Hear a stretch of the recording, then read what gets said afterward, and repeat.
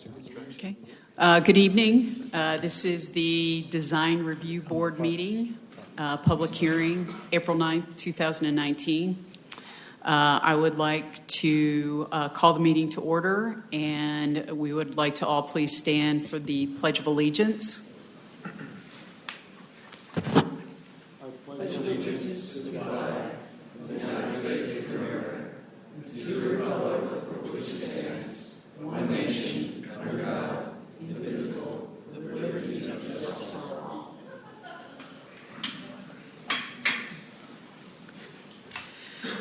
I would like to first introduce our board members and staff. I'll start to my left. I'm Robert Buscemi, I'm the city architect. Charlie Roberts. Reed Casey, Bethany Road. Tim Bryan, I have a business here in Crabapple. I'm Laura Weissong. I live in Crooked Creek. Jeff Dufresne, Summit Road. Beniquis Palmer, Canterbury on the Lakes. I would like for somebody to first approve the agenda for this evening. If somebody can make a motion. I'll make a motion to approve the agenda. I will second. All in favor? Aye. I'd like to have somebody make a motion to approve the March meeting minutes. I move to approve the March minutes. I second. All in favor? Aye. Our first agenda item is for demolitions, and we have 4 demolition cases before us. Our first case is Crabapple Ventures demo, and that is 13725 Providence Road. Madam Chairman, members of the board, I'm Scott Reese with Brumlow Reese & Associates, doing business at 13685 Highway 9, Milton, Georgia 30004. I'm here tonight representing Crabapple Ventures and their application to demolish the house located at 13725 Providence Road. We were here a month or so ago just taking the buildings down, but in the depths of the Milton ordinance, if your remodel of a house is more than 50% of the construction or cost thereof, it is considered new construction, so not a remodel. So in the strictest adherence to the ordinance, we need a demolition permit to remodel the existing residence for more than 50%. So to make sure that we are completely on the up and up, I'm here tonight to apply for a demolition of the residence / remodel of the residence. I hope you have a site plan in front of you and pictures of the 1950s era brick ranch hip roof that was so prevalent during that period of Milton's history. There is no historical, social, cultural, architectural significance to the residence. So that being said, we're fully aware of that we are in proximity to a stream with its buffers. There will be double row of silt fence, and the BMPs or best management practices in place for erosion control. I have located the specimen trees. They're shown on your site plan.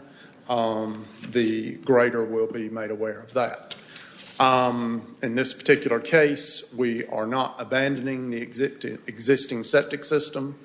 It was placed in the residence was formerly a kennel / dog boarding training facility, and dog hair plays havoc with septic systems. So you can imagine that about 3 years ago, a new septic system was installed. I have health department approval to use that existing septic system and tank for the newly remodeled and added on to addition to the existing residence. So that being said, I will try to answer any questions you might have in this particular case. Understand it's a little different. We try not to come through multiple times, but when we did the forensics on the house, there's going to be a lot of structural. There's no way to avoid a major renovation. So the basic scope of work is just the full gut and expansion? Yes. The footprint there is basically going to stay this. That footprint will stay the same. Okay. So there's going to be an L wing going north, running parallel with the street, and that will be a new master bedroom and addition there with a garage. Okay. And we're bringing a drive in. The two existing drives, the sight distance are awful. I mean, it's a hazard to pull out in the street. I've met Roddy Moats out there. We've established a new location for a drive. It's going to come in about 50 feet east of the intersection of Cowart Road and Providence Road, and then the drive will come in running parallel down that neck. Okay. I have a rough elevation of the proposed residence, if that would be. I'd have to load my jump drive, but if you're, concerned about that. Does anyone need to see that? No. No, this is just for demolition. Yeah, it'll be modernization greatly of this residence. Okay. Are there any other questions for the applicant? Any comments from the public? All right, I think we're prepared to take a vote. If somebody would like to make a motion? I move to approve the demolition of 13725 Providence Road. Second. All in favor? Aye. Thank you much. Thanks, Scott. Our second item on the demolition agenda is for Henderson Road demo. The address is 16200 Henderson Road. And the applicant is Jerry Hopkins. Hello, my name is Jerry Hopkins, and the other owners of the property is John and Julie Wilson and also my wife. What we're doing with this property, we're combining 3 different tracks. Just state your name and address. Oh, sure. It's Jerry Hopkins. That's 565 Laurel Oaks Lane, Laurel Oaks Lane, and that's Milton 30004. So what we're doing, we're combining 3 tracks. The 3 tracks were under one previous owner. We purchased that property, and our goal is to build 2 single-family homes that each family will occupy. On the property is a 720-square-foot house that was built in 1945, and I can assure you it has no historical value. And in fact, it's in very poor condition, and the floors are caving in, etc. In addition to that house, there is an open air shed that was used for storage that we would also demolish.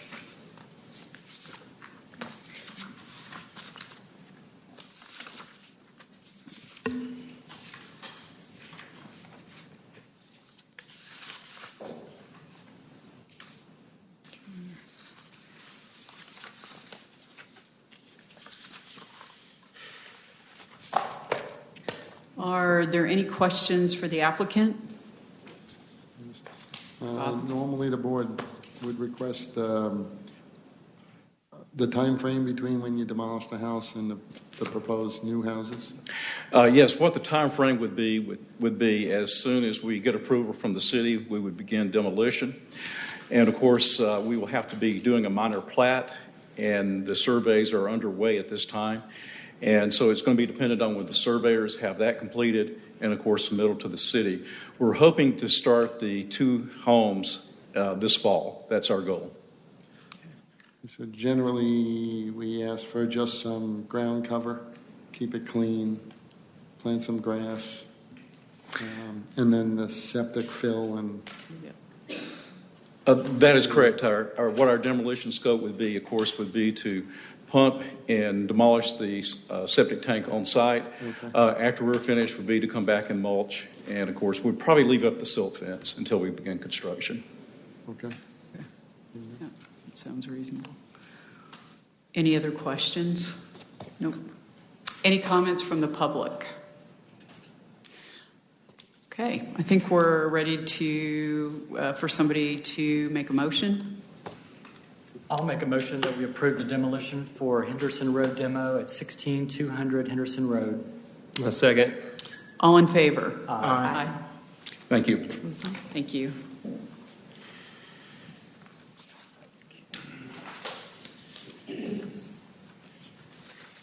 Our third demolition item is the Market District at Crabapple. The address is 12655 Birmingham Highway.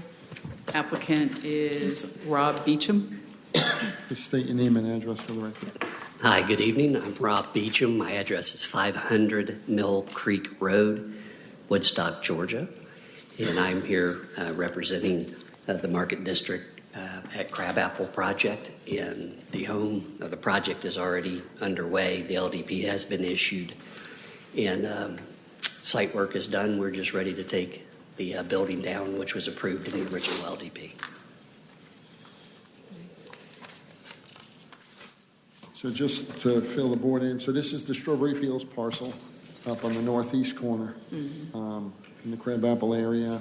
The LDP did come before you all, and it was approved, and he has started the work. They were using this building just temporarily as an office, but We're out now.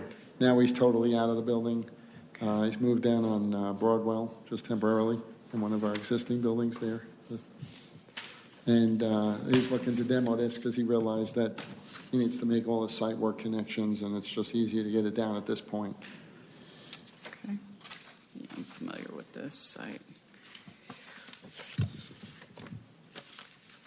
Are there any questions for the applicant? I would just echo what you said earlier about keeping the site clean. I mean, it's a pretty prominent area. Yeah. It's clean as possible. And it's going to come down tomorrow. Quickly. All right, any comments from the public? No comments. All right, I believe I'm ready for somebody to make a motion. I'll make a motion to demo the Market Street District, Crabapple, 12655 Birmingham Highway. I'll second it. All in favor? Aye. Thank you.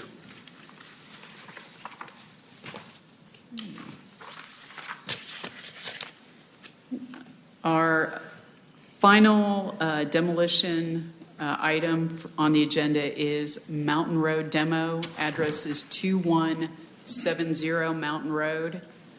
The applicant is Mark Cherry. Howdy. Hi. I'm Mark Cherry. I bought the property. I live in Atlanta, 2010th Street. And I bought the property at Mountain Road. It's part of a 56-acre parcel. I bought it in 2005 as a long-term investment.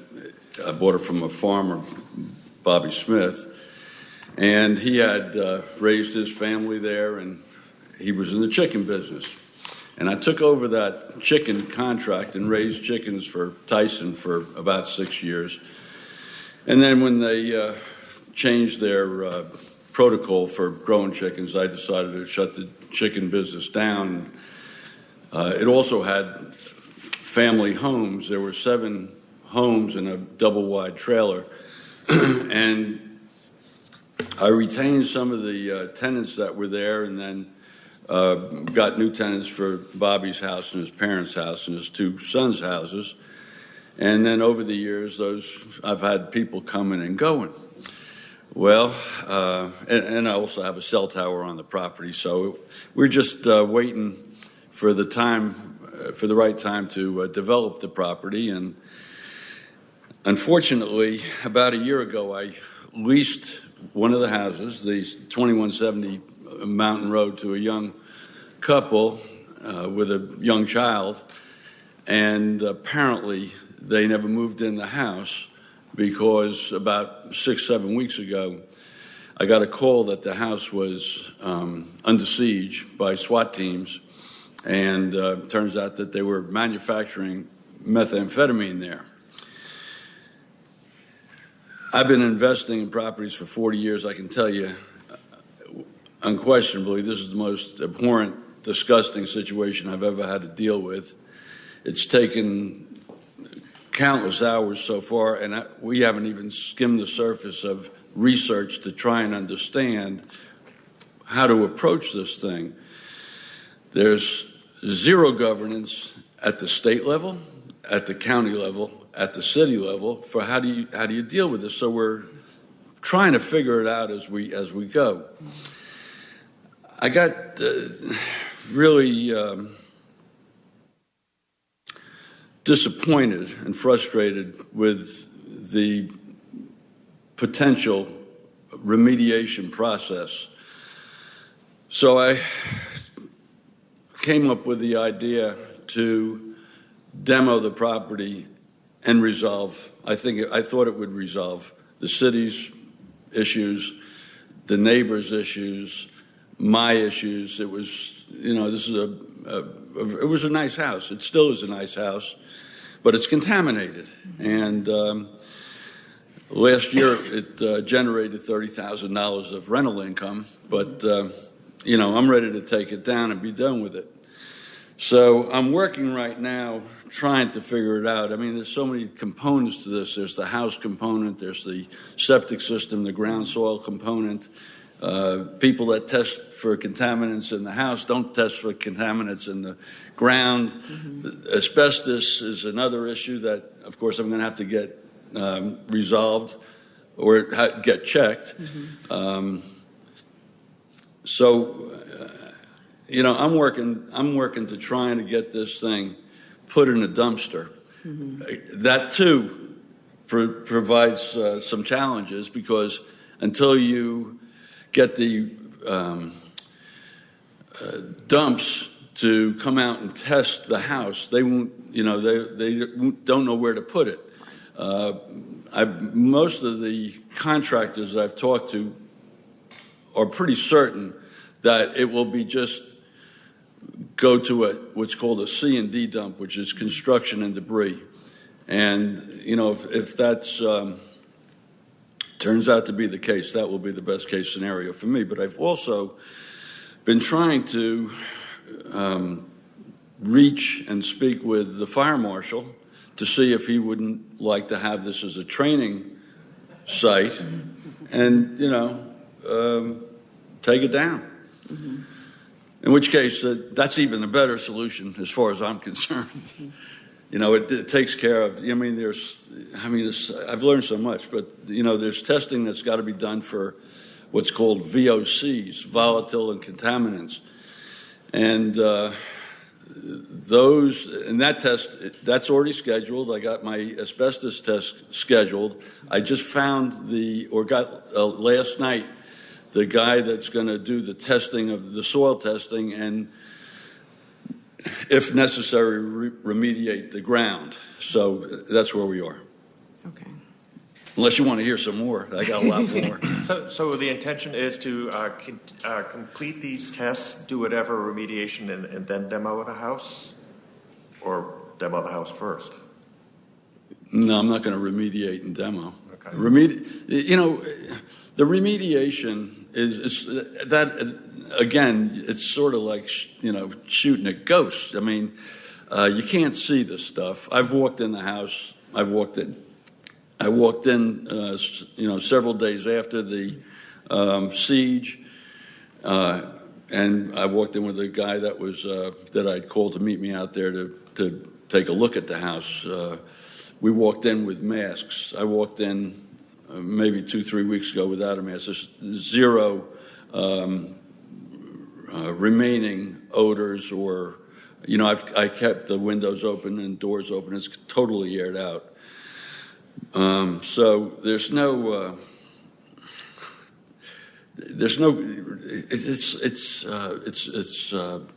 they make the stuff with acetone, which is nail polish remover, mm-hmm. paint thinner, mm-hmm. by itself, very innocent.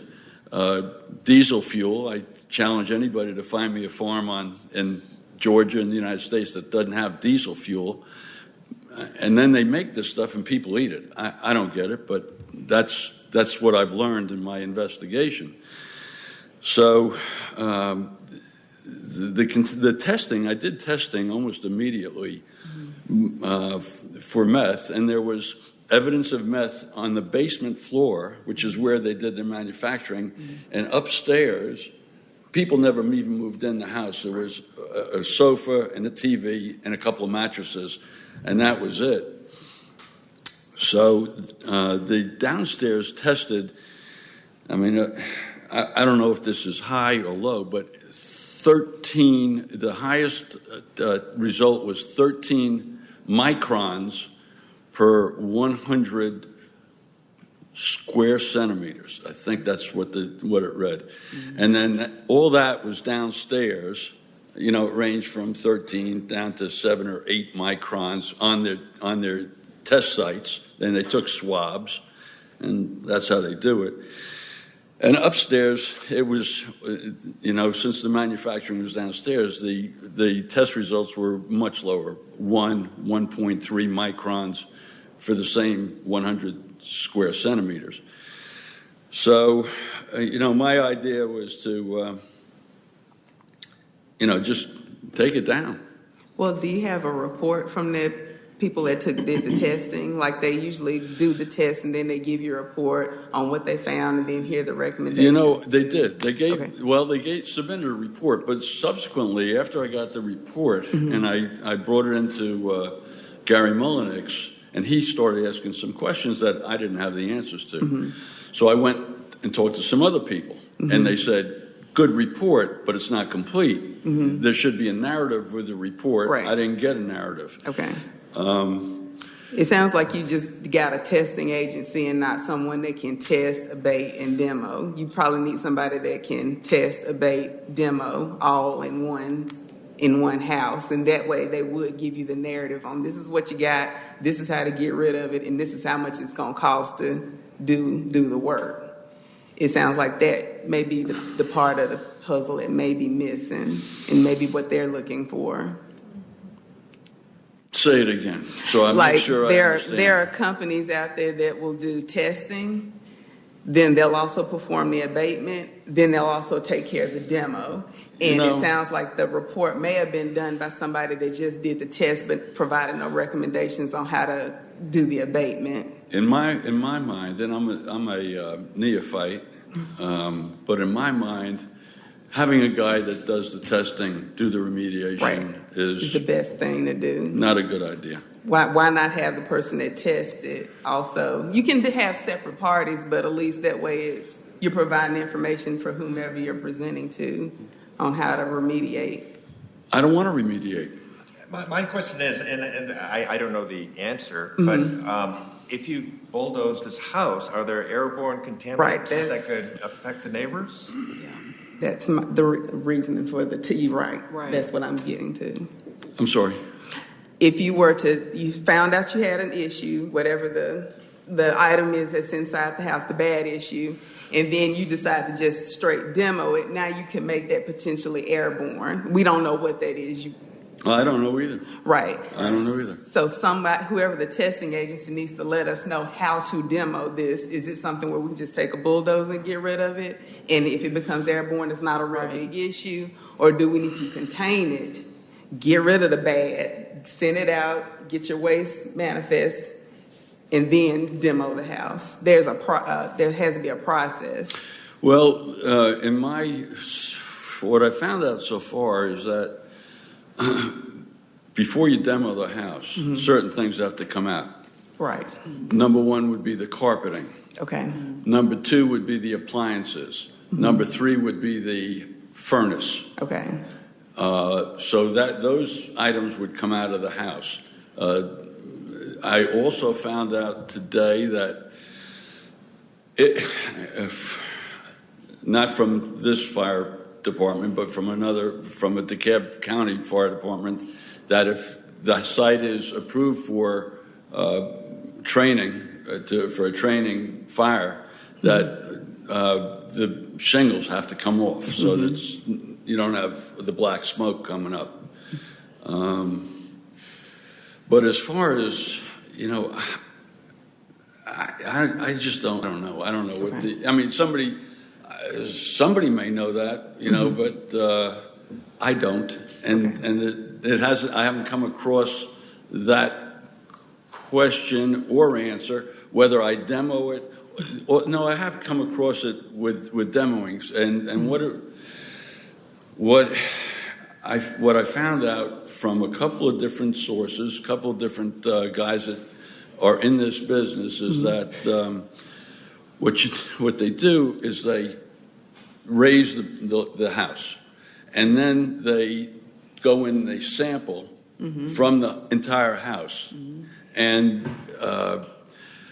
I was told that there will not be enough evidence of contamination when they do it in that manner, that it'll even come up on the radar. Yeah, That's Bob, what I was told. I've a couple of issues and concerns I think I'm hearing, and I have as well, is, there's some state law issues here as well. I've got, I need to understand groundwater testing. You're talking, somebody manufactured a product, even though it was a legal product, it was manufactured. So there's waste contaminants there, and need to understand, is it safe, and will it be safe once the demo occurs, or does there need to be additional testing?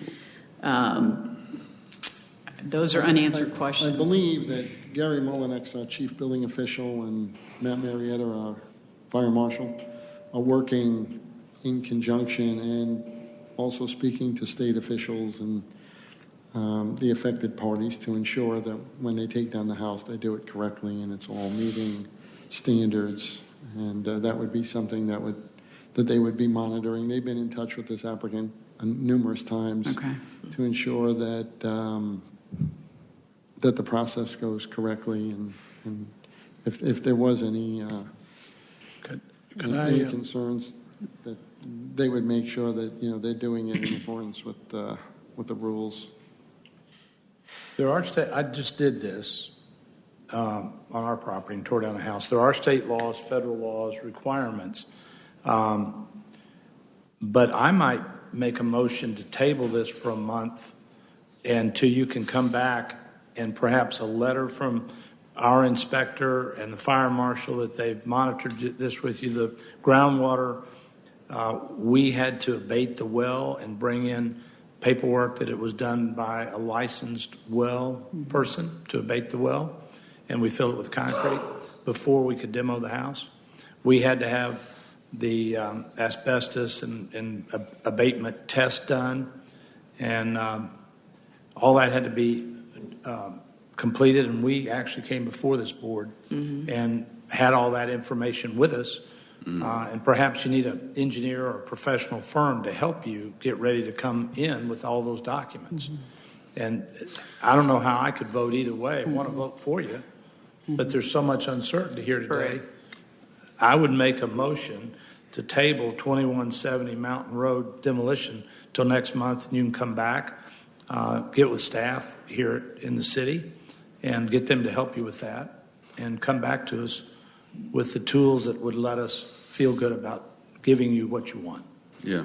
Bob, does that need to come back to us, or can we just make a motion to approve it subject to these items so he doesn't have to wait a month to come back? Yeah, I would. My suggestion, is to put requirements if you want to move forward, and as contingency options for moving forward. Okay, just officially, we have a motion.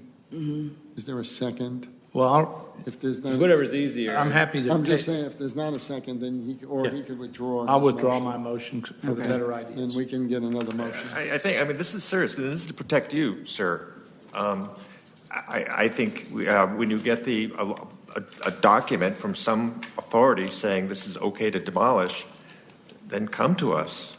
I mean, this is a serious issue. So, I'm sorry. When you get some third party to say this building is okay to demolish and there'll be no risk of airborne contaminants, then come to this, because you're at risk, right?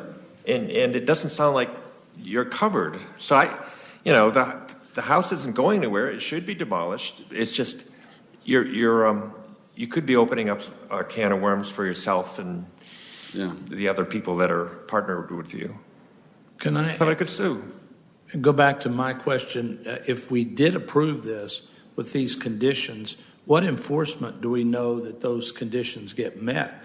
I don't know that that's out there for us if we approve this with hopes that this is going to happen. So I sort of flip back to my motion of let's table it till he brings it all back. It's a very confusing and difficult process. I went through it, didn't have near as bad a problem as you have. And it took us 3 months to get all this stuff done. I don't think we have the system, method, rules, or people to check on it for me to be comfortable to vote, yes, hope you get all this done. Right. I'd be back to, it's going to take you a month anyway to get it done and then come back to see us. You know, I think you made a good question about the airborne risk, and I just don't know where to go to get somebody that's EPA. got a degree in. Well, there's airborne and there's groundwater risks because Well, you're talking about product manufacturing. Mrs. Weissel and I have approached this in two different battle zones. There's the house and there's the ground. People that test in the house don't test in the ground. People that test in the ground don't test in the house. I've got to separate them out. Now, I'm going to go forward. I'm going to have the testing done for ground soil contamination. They go down there with probes in the septic system, and then they tell me what they got. There's also, I've got a tank there. They're going to have to go in that tank and pull some samples out of there and see what we got in there. I think that's sort of cut and dried until you get into the problem. I think that process is, to me, it's much clearer. The questions you raise about the house are the same questions I have. And I have been on the phone every day, 4 or 5 hours a day, trying to find somebody that can answer them. They don't exist. And that's this one about airborne contamination of microns. I just don't, I don't. It's a stretch as far as I'm concerned. When you're talking about 13 microns per 100 square centimeters going out into the atmosphere, I just, and by the way, maybe the fire chief has some insight into that. Perhaps he's educated. Maybe he knows about that. I'd like to talk to him. I've put in 4 calls.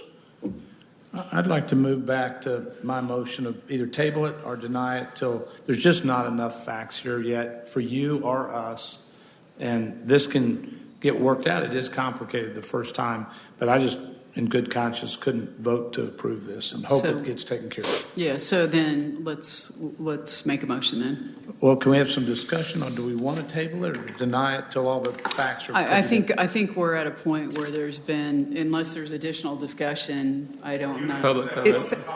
You can, Yeah, you can make a motion if there's a second. Well, and we can do have need public discussion. comment though before we Then do you can that. have So, discussion. And I have another question. I mean, I know of a couple of companies that do testing, and I don't know, is it okay for me to provide that recommendation to him or?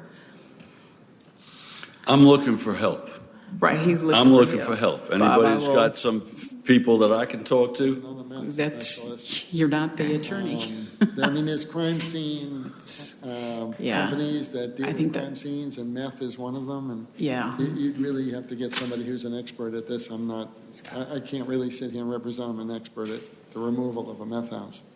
Well, what about our police department or SWAT? Our building official is working on it. Yeah. I know, and he'll ensure that they meet state law and regulations on what to do. And Okay.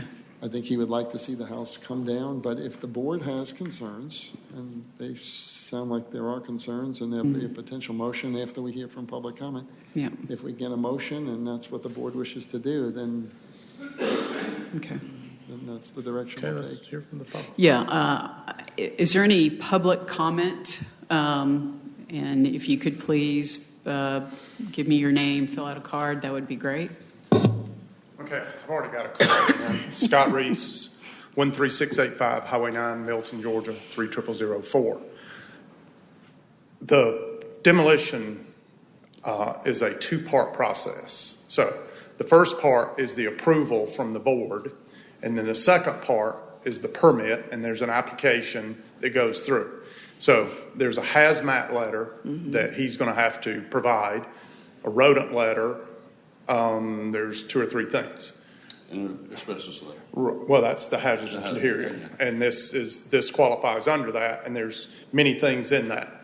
But in the past, been several years, but we've done them in the city of Atlanta and city of Decatur. It's not unheard of for a meth house to be in the metropolitan area. So you guys can give approval with qualifier that, because you're not, this part doesn't issue the permit. That's correct. So this gets, see, you can't go to step 2 unless you guys are step 1. And to get to step 2, not telling you how to run your business by any stretch, but you make the qualifier that all the qualifications that are in the permit, but he's kind of hung out to dry until he has the ability to take the house down. But then the permit that Bob and city staff, professional staff, will approve they're not going to issue the permit till he addresses the groundwater contamination, the soil contamination, and the structure itself. So that being said, And that would be something that the chief building official would do. Okay. That would be his responsibility, and the city fire marshal would work in conjunction with him to make sure that all of those items are met. Yep. It's not something I would do as a city architect. I mean, Prior those to are the two demolition. folks that do it. Prior to demolition, correct? Prior to them, yeah, prior to issuing the permit. Okay. Yep. We have somebody else come forward. And have you filled out a card, sir? Yes, I have. Okay, thank you. My name is Merritt Stidston, and I live at 15540 Freemanville Road, Milton, 30004. What you said was exactly right. I would like to see that the council ensure that at least those initial steps, the testing done, an abatement plan, demolition plan, all those things are done up front to ensure, because once you give approval, then it looks like, you've already followed all the steps. So I would highly encourage both your comments, Mr. Roberts, and yours, Ms. Palmer. Is it Palmer? Yes, you were exactly spot on. So I'm just a homeowner, but I have done a ton of remodel, followed all the city rules, and have to go through and do everything like that and get those things approved. So I would highly encourage that you act as an oversight and just ensure that everything's there. Because at the end of the day, if he's done all that and you've checked it, it should go through the other processes very quickly and easily, because you've made sure that the I's are dotted and the T's are crossed. So that would be my hope from you. Thanks. Thank you. So I'm back to, if there's no other public. Any other public comment? Okay, I think we're good. And I'm going to change my motion. And the motion is, I make a motion to deny 2170 Mountain Road demolition. And that would be my motion for this evening. And I have a comment after the board votes. And I second that motion. Okay. I have a comment. Until we at least come back and give us the testing report. Then you'd want to. Just as the citizen said, there's so much uncertainty here, and I've done this 6 months ago on my property, but yours has much more. I'll make my comment now. I'm in construction. She's in construction. If it's okay, appropriately, we both have names and numbers. We'd be happy to share with you of good people that can help you get there. I had never done it either until we bought the property and tore it down. So I'm with you on how difficult this is. There's too much. There's citizens out there near this house. This is too uncertain. There's too many problems. I'm going to vote. I made a motion to deny. If we deny it, we deny it forever. That's right. So you would want to just defer. Yeah. I think, this If is a hurdle. you're looking to get an extra, to give the applicant some additional time to Right. go back to you on items, Exactly. Well, I would change it. If you're telling me a denial is forever, I didn't know that. Yeah. I would do a deferral And Then I'll we give change. him, and every month they'll come back and The tell next us what month. it is Yeah. until Yeah. next Okay. month. Yeah, I thought And it could then- refile anytime. Yeah. So this is a hurdle, and if we approve it, then he's got to get the necessary approvals to take the next step. Right. So we're not, we are allowing him, that he's taken this step to continue to do whatever he needs to ensure the citizens, the neighbors in Milton is satisfied that this has been, all risk is mitigated. Okay. So I guess I move that, Could I have one Well, more we have a discussion? motion and a Hold second. it. We have a motion on So the that if on the there's any floor. other discussion, you can have discussion, but then you'll have to vote on that motion Or, see if it passes. If it doesn't, then you can make another motion. right, because there's been a second on the motion. Yes. So discussion's closed. Well, You can always have discussion on another motion, but. right. The I'm good. discussion on I'm this good. motion. Motion's on the floor. And seconded, I guess. All right, so so that'll be a then vote. let's vote on this motion on the floor. That's right. All in favor of denying, that would be completely denying the motion versus a deferral. Let me clarify. All in favor, say aye. Aye. aye. All opposed? Opposed? Opposed. Wait, let Bob see those hands again. I'm sorry. Opposed. There's a 4 opposed. All right, so Jeff 4-2. All right, so I'm going to make a now new motion if I can. 4-2. now we would want to, if we would like to defer, you can go ahead and New make that motion. So I make a motion, 2170 Mountain Road demolition be deferred Until next meeting. till the next meeting or the next time. And I'll second that. All in favor of that motion? Aye. Aye. Aye. So there was 4 Yep. for deferral. So that, And the second was, I did. Tim, so that the motion for deferral passes. passes. Right. So that would give the applicant, say, 30 days to complete more studies and bring to this board more data. There- Can I request a letter that tells me what you exactly are looking for, so that next time I come in, I got all the bullets? It should be part of the permit process like Scott was talking about, correct? Well, I'll speak to the chief building official and see what we Yeah. get. That you'll want. I mean, I've got the rodent working, I've got the hazardous materials scheduled, I've got the groundwater testing and the soil testing, they're all scheduled. I think that's, If there's something else, though, I don't know what it is. Now, I haven't done anything about looking into airborne. I mean, You don't mind speaking to the microphone? Just speak into the microphone. and I'm happy to, I'm appreciative to get any referrals that you all can come up with. yeah, I think that's somewhat unique. So I would either reach out to an experienced board member or to see if the chief, I would suspect he's got some recommendations there as well. Yeah. So, We can talk to Gary Mullinex and find out what it is we can get and then bring it back You to the know, board. I've had many conversations with Gary Mullinax, and he's making a recommendation is not something he's comfortable in doing. Well, from what I hear from the board, it's groundwater, air. well, if he's not comfortable, then I think at that point I would consult the city attorney, because that appears to be what the issue is. So then let the city attorney with the chief decide the best course of action moving forward, because it sounds like to me he's concerned from a legal perspective. Okay. So I would suggest that, because he's looking for help, and we're here to help him to move this process forward, and I understand. So, okay, so hopefully that will help you, and we'll. You know, I think that by the next time I come in, I'll have test results in hand. An expert. Yes, which is great. That will fill in a lot of the blanks. But I'm still very interested in getting referrals. You know, it's been a nightmare. It's been a nightmare. So work with referrals, and Bob will help broker with the city attorney and the chief, and we'll move forward. Okay. Okay, good Thanks. luck. Thanks for your time. Thank you, sir.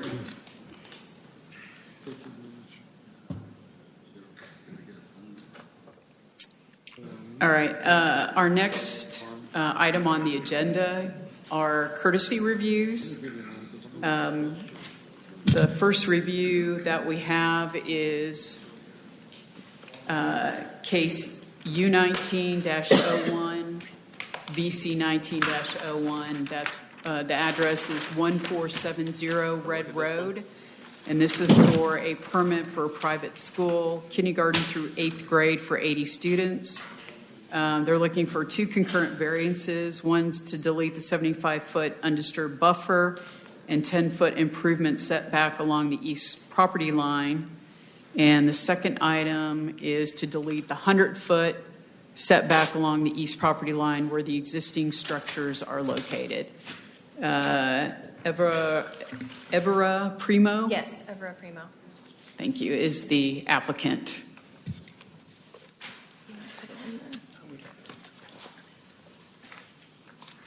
You can begin. I'm Evera Primo, 630 Lake Charles Way, Roswell, Georgia. If you could speak into the microphone. Evera Primo, Thank and you. I'm at 630 Lake Charles Way, Roswell, Georgia, 30075. Joshua Hall, 8805 Hunt Cliff Trace. Here helping Evera represent the school. Do you have specific questions about? Can you just give us a narrative of what's going on? Yeah, Okay. Basically, the home is situated on property such that I guess it predated an overlay or something that enabled the setbacks and buffers, and we're applying for a use permit, which triggers the need for the variance. And if the variance is basically because you can see on the site plan the buffer would cut through approximately 2/3 of the house, and it is not. We don't have the ability to tear it down and start over and move it, and so that's why we're requesting the variance. So the structure that's indicated on here is the current house? Yes, sir. Okay. That's in the buffer? Yeah, there's no intent for any new vertical construction associated with the house, no expansion. Everything stays within the existing footprint. So this is, the use permit is something that would go in front of council. Yep. All use permits go in front of council for review and approval. The buffer requirement is there because he's next to an AG1 and he's got a non-residential use. So that's the reason why it's not like the buffer was always there. The buffer is being required because of the use. Mm-hmm. So that sparks off the variance request. All right, so just to clarify for the board, courtesy review is for us to provide comments, and then our comments will go to the zoning board, and they will look at our comments and take those into consideration. So we don't vote on this particular item, but we will provide input, and Bob will take those notes to that board. Right, to the council. And so just some quick questions that I have is, and I know you discussed this with Robin, but just so the board is aware, for this particular use, how many students are you looking to have? We're applying for a maximum of 80. Maximum of how many? 80? Maximum of 80. 80, okay. How big is that building? How many square feet is that building? About 6,000. It's just under 7,000. It's 6,800 square feet. 80 students at one time? Yes. Seems like a lot. Is that not a lot for the? Just asking. Not for that size. And we have 33 students right now, and we have maintained that, and we want to grow very slowly. So this is something that down the road, when we sat with Robin, she said, think 10 years from now, think 15, what's the most you would ever see your school growing to? And we landed on 10 per grade level. And it's the equivalent of about 2.5 regular classrooms. But right now we have, 33, and we plan on being that one-room schoolhouse and being very small and intentionally small. But we were thinking kind of long-term, at max 80. And the age group that you'll be K through accommodating? 8. K through 8. K through 8. And the number of parking spaces you show is 16? 16, I believe, yes. You want to keep that main entrance off of Red? Is that what I'm seeing here across from that neighborhood? Yes. Yeah, that would probably create in and out traffic. Being that it's K through 8, are you proposing any outdoor equipment like playgrounds and things like that? Outdoor No. play areas? Usually there's regulation on outdoor play areas, fencing and things like that. No, we're going to put a fence around the property and then a small buffer fence in the back. But we don't plan on having any outdoor equipment. We're a very Reggio Emilia inspired school, very natural.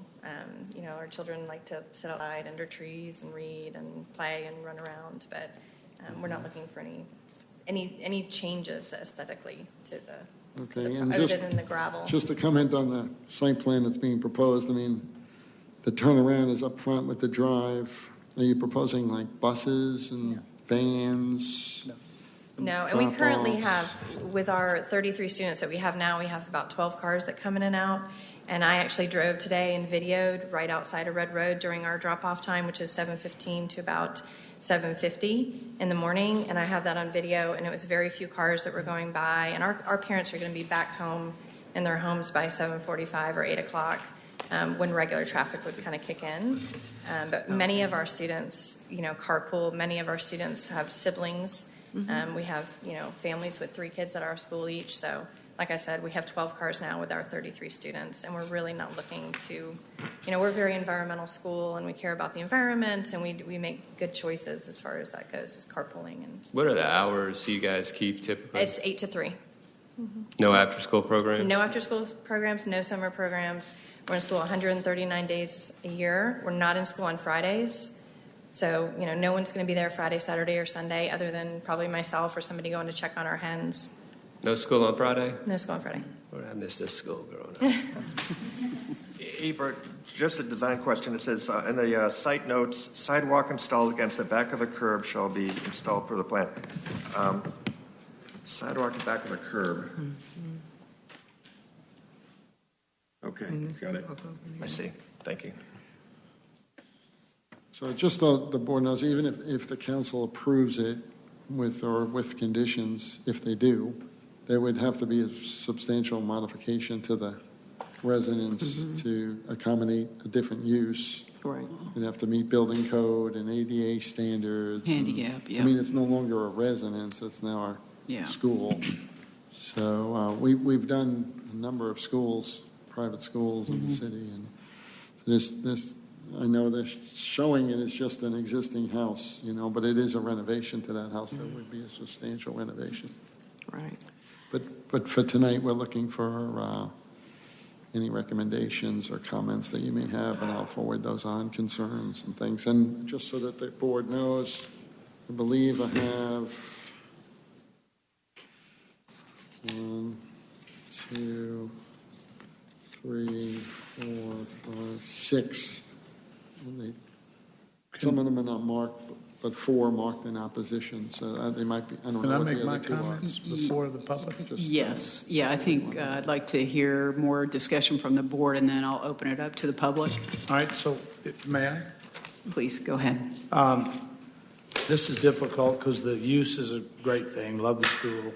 But fundamentally, I'm against eliminating buffers in highly residential areas. As Bob said, the use, using his term, sparked the application of this buffer.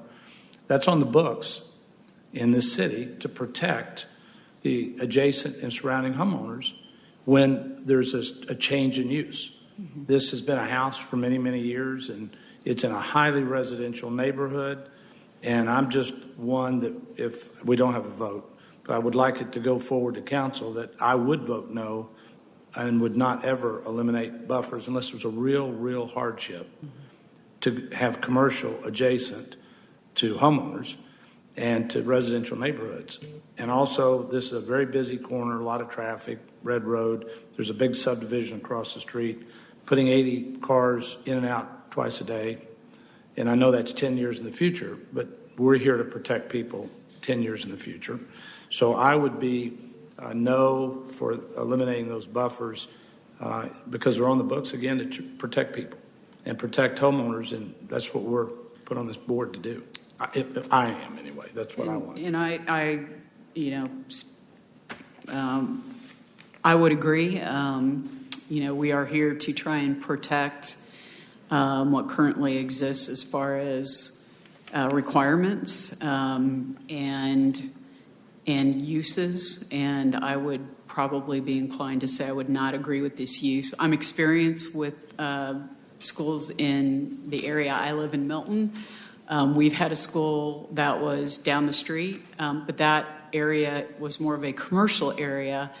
They started out with a small school, and they, in 5 years, grew to a whole nother building because the school was popular. It's done very well, and the good news was they were able to purchase the property next to them and grow that and add additional buildings. So having seen that and been through that on our side of Milton, I would be inclined to probably not agree for that use in this area because this is, like Charlie said, it's a residential area, and I don't see this as a use that makes sense, nor to change those buffers as well.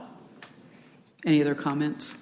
I just think if you were to continue to pursue it, not only would you have that objection, but kind of what Bob was saying, that I would assume you've already looked at the cost of it to convert now this house into a commercial building, the fire alarms, egress, widening all of the doors, the ramps, just converting it now into a commercial use, just make sure that those things would be addressed if you decide to continue to pursue that. We have, and we've had Matt Marietta go out and look at it, and we've consulted a bunch of experts on everything that we need because obviously safety is our first priority. But we did look to Milton and that residential field because our school is very one-room schoolhouse. It started in a home. It has a home feel. That's part of our philosophy, and that's part of why we did look to Milton. We do look to those, the rural areas and that home feel, and that's why we chose that property to pursue. I think it's a great idea. I think Milton would love to have you there. I think you're going to have a hard time finding a hardship for this, like Charlie said. There's plenty of other land to build on if you decide to rebuild, if you do get a use permit. I don't see any reason to be in that buffer. But Any other board comments or questions for the applicant? I would like to open it up to public comment. If you could step forward, provide your card, and then please state your name and address. Since we have several, can I call them? Yes, please. Stephen Domenico? Please. Yeah, go ahead. Yes. No, we're calling them one by one. Oh, you're doing them in Okay. order. I'm sorry. My fault. I'm sorry. I just want to make sure I get them all. Normally, we give a total of 10 minutes, but if you want, you can extend that. And then Yeah. The opposition would have anybody in favor of would have the same amount. Each speaker has 10 minutes to provide their comment. No, 10 minutes total. I'm sorry, 10 minutes total. My fault. I'll do it in 5. My name is Stephen Domenico. I live right next door to the property, 1490 Red Road. They will be putting their variance right into my property. I'm not happy about that. I like the idea of the school, but it will be right into my property. My house is 5,500 square feet, and my house is much bigger than that place. I was there when they were building it. Carlos and Jenny Alvarez were my neighbors. I was there many, many times. It's a house. It's not a structure. It's a single-family house. The variance will cut over, I think, 25 to 30 feet into my property. If I do the math right, they currently have 33 students with 12 cars. They're going to have up to 80 students plus teachers. There's another 8 or 9 people. That's 90. If I divide that by 2/3, you're talking about 30 cars sitting in there. There is no parking lot. It's just dirt. The septic system is over 40 years old. I'm concerned about, since I am down of that, if it has a overload, it's coming directly into my yard and my property. Yeah,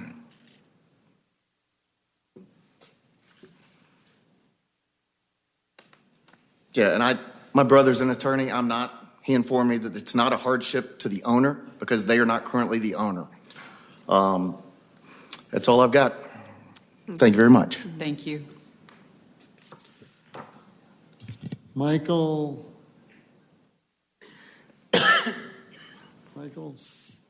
looks like Cummings?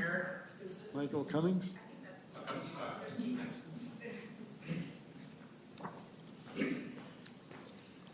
Just state your name and address for the record.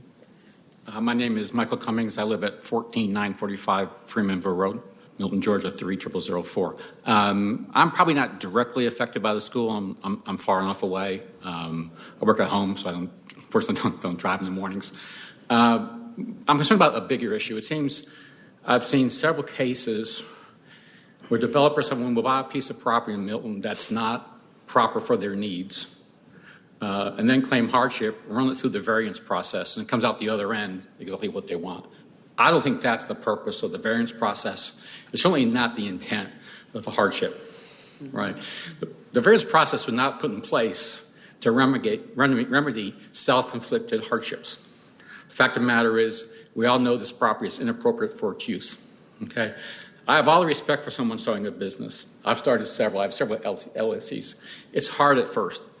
You haven't got the revenue to build the facility. You can't build the facility until you get the revenue. I know how hard it is, right? But it's not the responsibility of the people who live at Redstone, the people who live on Phillips Circle, and the people who live on Wood Road to subsidize this business for their home equity, for their lack of capital to buy an appropriate property. So the hardship here is they can't afford the right piece of property. If they had a 20-acre property secluded in Milton, we'd all be for this, right? The fact of the matter is that's not what they're bringing before you. So I don't think the hardship should be shifted from the school to the residents. So, thank you. Thank you. Renee Strideston. Nice pronouncing it. Renee? Renee? Oh, yeah, I didn't want to say it. Oh, you don't want to speak? Okay. And Maridi Strideston? Maridi? I'm sorry. Oh, no, that's okay. It happens every day. Just state your name and address. Thank you, sir. Merritt Stidston, 15540 Freemanville Road, Milton, Georgia 30004. I was here when the Primo School was kind enough to come and give us a community day, and they explained the overall. For the most part, I don't have an exception to what they want to do other than the variance that you asked for. And there was a tremendous amount of concern and fear, quite honestly, mostly about the traffic. And I think you all are aware of the traffic problems. I also don't want to see us improve the roads too much, because as soon as we improve the roads, then we get more houses. They're now going to have Deerfield or Deer Haven down the road, which is right next to us. And then also on Phillips Circle, and I live off of our entrances on Nix Road.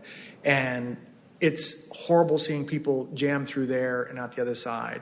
So there's a beautiful property right over by Hopewell School at 7.825 acres with a farm on it. It's still in Milton, and it's next to two other schools. So I would encourage you to look at that property over by Hopewell Road. It's got a farm. It's a barn and everything. So I would just hope that Stephen Domenico and Jennifer, they're friends of ours, our kids are friends, and I just appreciate you taking the time to look at this thoroughly. And I know it's not an easy decision to do something that may also be negative to someone that's just trying to do the right thing as well. So thank you very much for your patience and your efforts. Thank you. Satanic Paul? Paul? Stephen? Is it Stephen?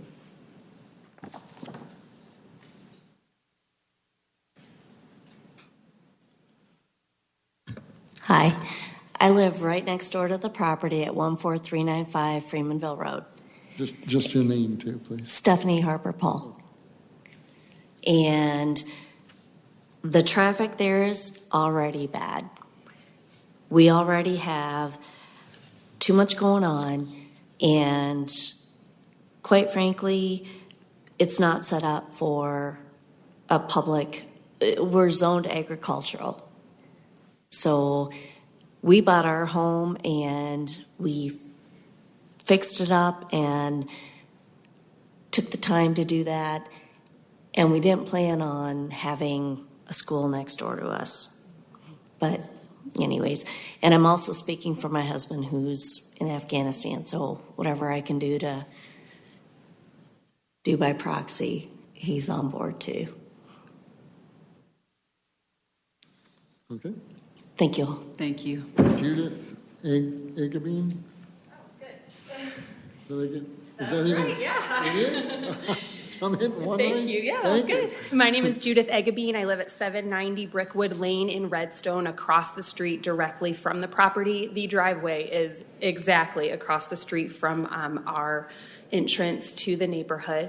As you can see from the site plan, they plan to double the width of the driveway in order to have some cars going in and some cars going out. So I know that traffic is not, you guys, that's not, we're looking mostly at the buffers, but from a traffic standpoint, if you have people going in and out of their driveway that's directly across the street from ours, if you have people backed up waiting, even if it's 12 cars at one time turning left into the school, it's going to be backed up all the way to Freemanville, and you're going to end up probably stopping traffic there. But just to start off, I just moved from Cumming about a year ago, mainly because of the confidence that I have in Milton and the ability to maintain the feel of what it was when I moved here. I moved from there because I knew that if a for sale sign went up on the corner, it very well could be a school, and I probably couldn't do anything for it. I have a couple of questions with regards to the buffer variance. I know that they're mentioning that right now the school or the house is within that variant or within that buffer, and that's the only issue. But it looked to me on the site plan, I just want clarification that there's, I think, a sidewalk or in a fence maybe around that backside and possibly parking that would be added in that buffer. Is that true? It's not just that the house is currently sitting in that space, that they actually would be adding some things inside of that buffer. Is that correct?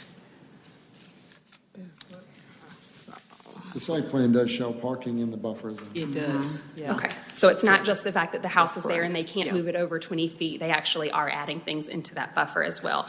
And just to kind of go based on what most of you have said, that those buffers are in place for a reason. I was trying to flip through the code of ordinances, which is a lot of information. And I don't know if I was always on the right page, but I was trying really, really hard. And I came upon a section that just talks about the variances being granted. And it says with subsections 1 through 4 being met. And one of those obviously is the hardship. And I just wanted to, again, understand a little bit more about the process and with the board of, you mentioned the zoning board. And I just want to make sure that as a concerned person across the street that I'm at those meetings and that I understand that process. So is that the next step then, is the Board of Zoning Appeals? Okay. No. What happens here is it goes to the council to be heard, and the variance is what we call a concurrent variance. So the council at the same meeting will hear the use permit and the variance. Right, okay. Together. Right. The BZA board will not hear this. It's Okay. going directly to council. So the planning commission, though, it comes It goes before planning that, and commission, then the and council then- is the one that obviously makes that And decision. then it's, yeah, right, with the Okay. concurrent variance. Okay.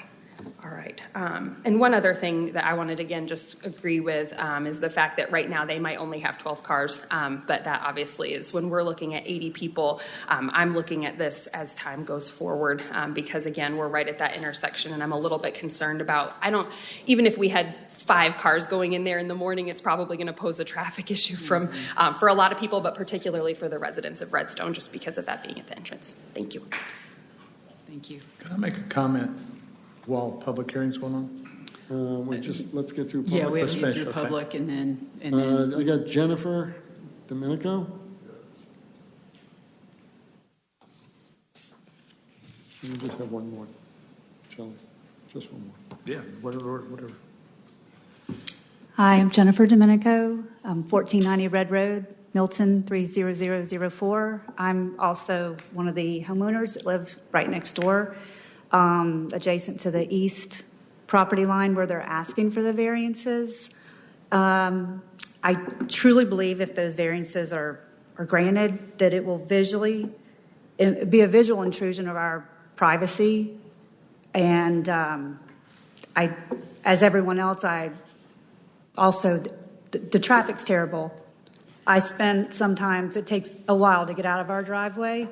More cars coming in, it's going to be even worse. I'm also concerned, as my husband said, about the septic issues with that property.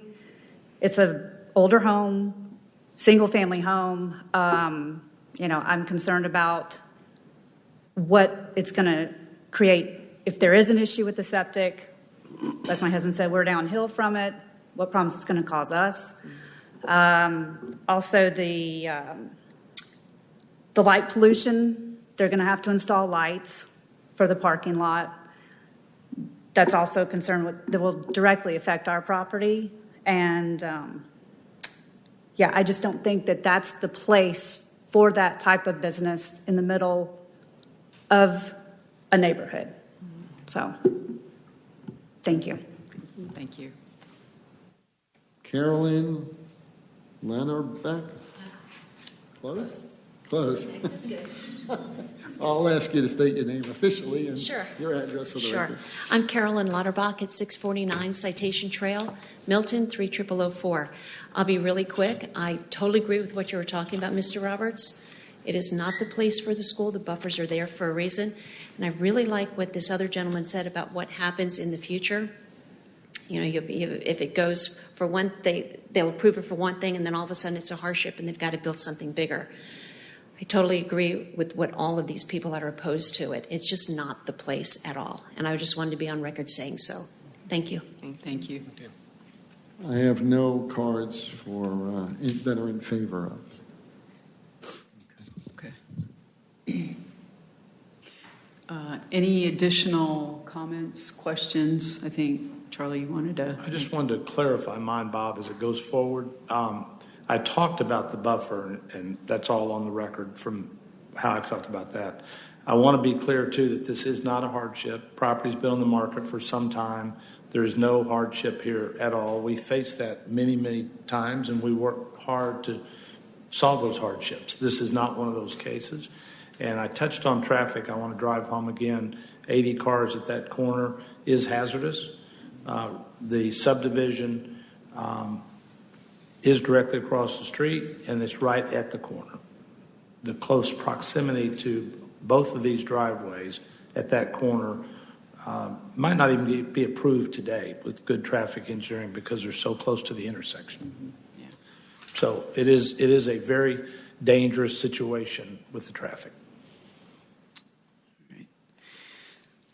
So any additional comments for Bob to denote? I think you have everything, Bob. I do. Thank you. Thanks to the public for making your comments.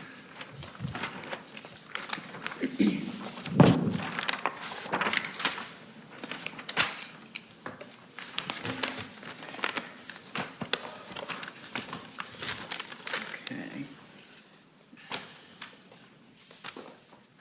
All right. We are going to move. We've got one more courtesy review. That is the Market District at Crabapple Architecture. Address is 12655 Birmingham Highway. And that is Rob Beecham, the applicant.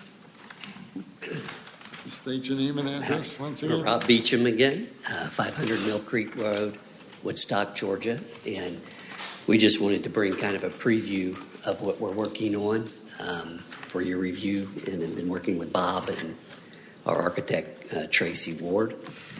So these are kind of early on concept renderings, but to give you a look at some of our ideas. So I'll entertain any questions you may have. So just the board knows this is a courtesy. The LDP has been issued. The board has reviewed and approved that. So on something this large, I usually ask the applicant to come in and provide the board some sort of a courtesy up front while they're developing, so we don't do too much and then get too far and then, have undue time and energy from the applicant. So we the buildings that you're looking at today are building number 1, 2, 3, and 4, 5. So the buildings in the back, which is the 55, the senior housing, is not being displayed tonight. Bob, I have a question. They have the LDP, and that's grading, pipe, and underground, but nothing has been approved horizontal. Yeah, the vertical construction has not been approved. That's what we're looking at tonight.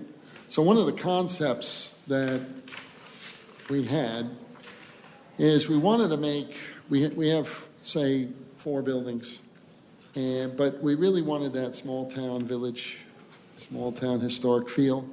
And what we tried to achieve here was, in the photos that he's really demonstrating, is to try to break the buildings down into the look of multiple buildings. So from the street, when you're walking down the road, it would really look like these are multiple buildings built over time, and it'd give it more of a pedestrian scale, like a small town scale, rather than seeing a facade that all looks like it's uniform and it's one big building, because it's much more, I think the smaller we break the scale down, the better it is for a pedestrian experience. Other things would be like exposed balconies, awnings. We tried to make all the entrances directly off the street so that you don't have to have a lot of retaining walls up front. So all the building entrances are there. So that's why the building entrances are placed where they are. The window placement is all those long, narrow, deep windows. So you can kind of get a feel for the facade. But you're really speaking about, Bob, on the really non-color renderings, not the color renderings. Because I think, Rob, you provided in here some of these, which was just kind of showing that the buildings were going to be broken up more than anything. Not really so that was kind of concept, and which kind of drove the concept.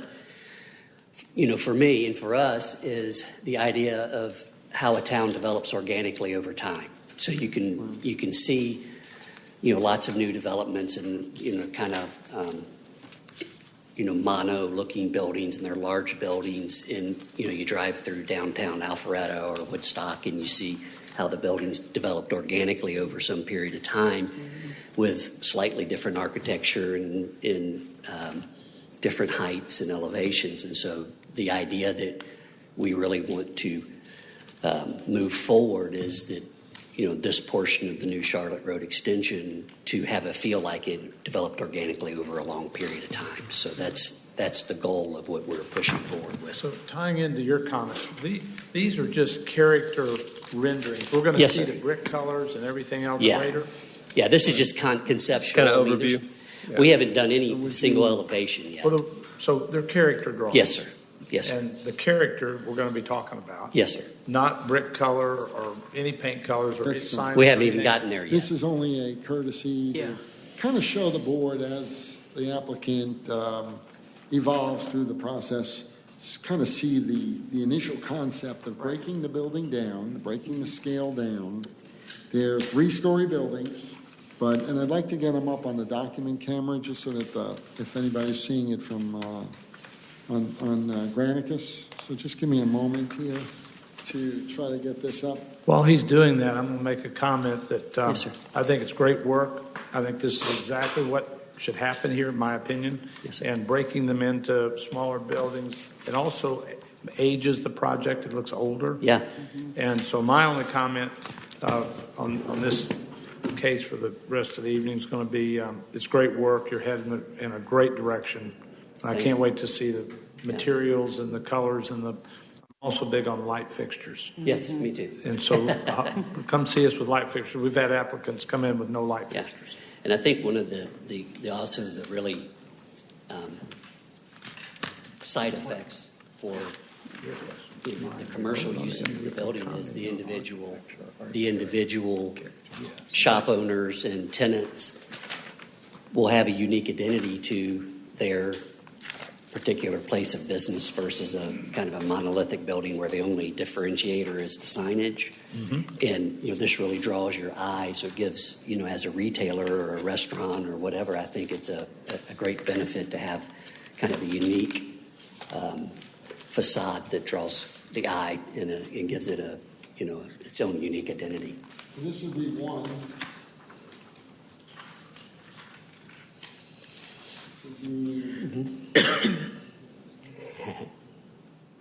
Yeah. That would be another one. Tim, you're the expert. Basically showing You better be multiple talking here. facades, the retail and Yeah, me retail too. look on the lower level and then the upper level. And we also have underground, so parking is underneath all of these structures, which is, helps us with the density in the parking. So we're doing under-building parking. Hang tight right there, Bob. Rob, I love this. Like the rooftop. Yeah, just the concept of being open to that roundabout, sort of like the Orkin roundabout at the top, where he's got kind of the plaza open, the side corner buildings open to that. But I love, more than anything, is these balconies on the exterior.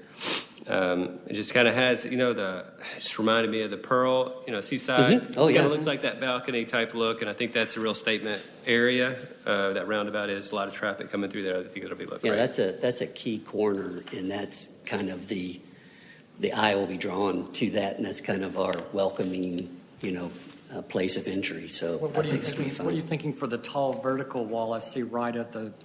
I have honestly that's not there. That's I just wondered. That's your focal point. Yeah, that didn't make the cut. So these were very early, conceptual, and I usually like, before I go spend a whole lot of money on architectural drawings, just kind of start laying out the idea, get some feedback.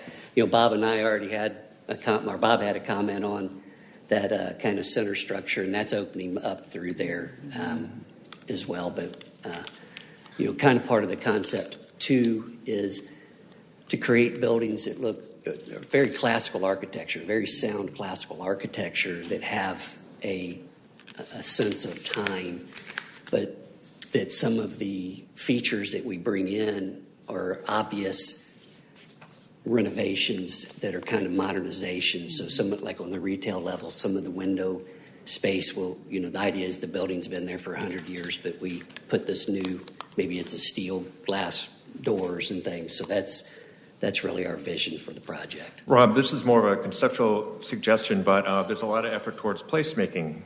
Yes. And Crabapple, Crossroads at Crabapple is a place. Yes. And to the extent you could integrate, I know you have a marketplace banner on Building 3, perhaps at this gateway into this area, have a Crossroads at Crabapple in a tasteful way built into either on the brick or banner. Sense of arrival. Bob, there's in San Diego, if you've ever been to the Gaslight District in San Diego, there's actually kind of these neat arched, I don't know. We talked about it and said we'll get to that when we get to the signage, but I actually like the idea, and Tracy and I, the architect, have been talking about it, but putting some kind of monument in the center of the roundabout, some city art there that would kind of anchor something out there, but just some neat ideas like that. So the signage is going to be, I foresee some signage actually painted on the buildings where it looks, like the old Coca-Cola signs, and some of them being like the Fox Theater. You've got in really each building having something unique. So sense of arrival. Yeah, exactly. So I think that we'll push for that. Some of that may require some sign variances, but I really want this to look, and we've been successful in my career of creating places that really were authentic, and they, it wasn't a Disney-esque attempt at creating a old town. I mean, the architecture and the materials we use will bring that to pass. And public art is something that we're trying to work with all of the development community on now, to start to look at and introduce some public art. So I just want to bring your attention to this building back here. There's a small structure, and we're trying to keep it to look like a little barn. That's kind of in the parking lot. but it's a small barn-like structure, almost looks like it's been there. We did this at the public library for friends of the public library.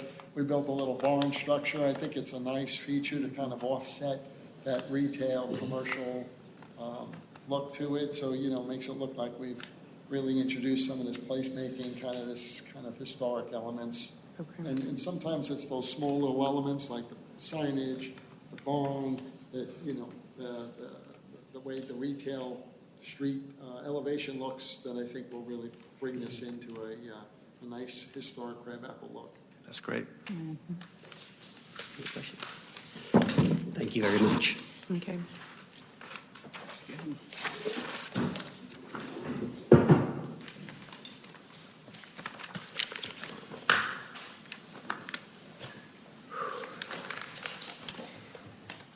All right, thank you. We're moving to our final reviews for the evening. The first two items is the public safety complex, the LDP, and then secondarily the complex architecture, which will be located at 13690 Highway 9.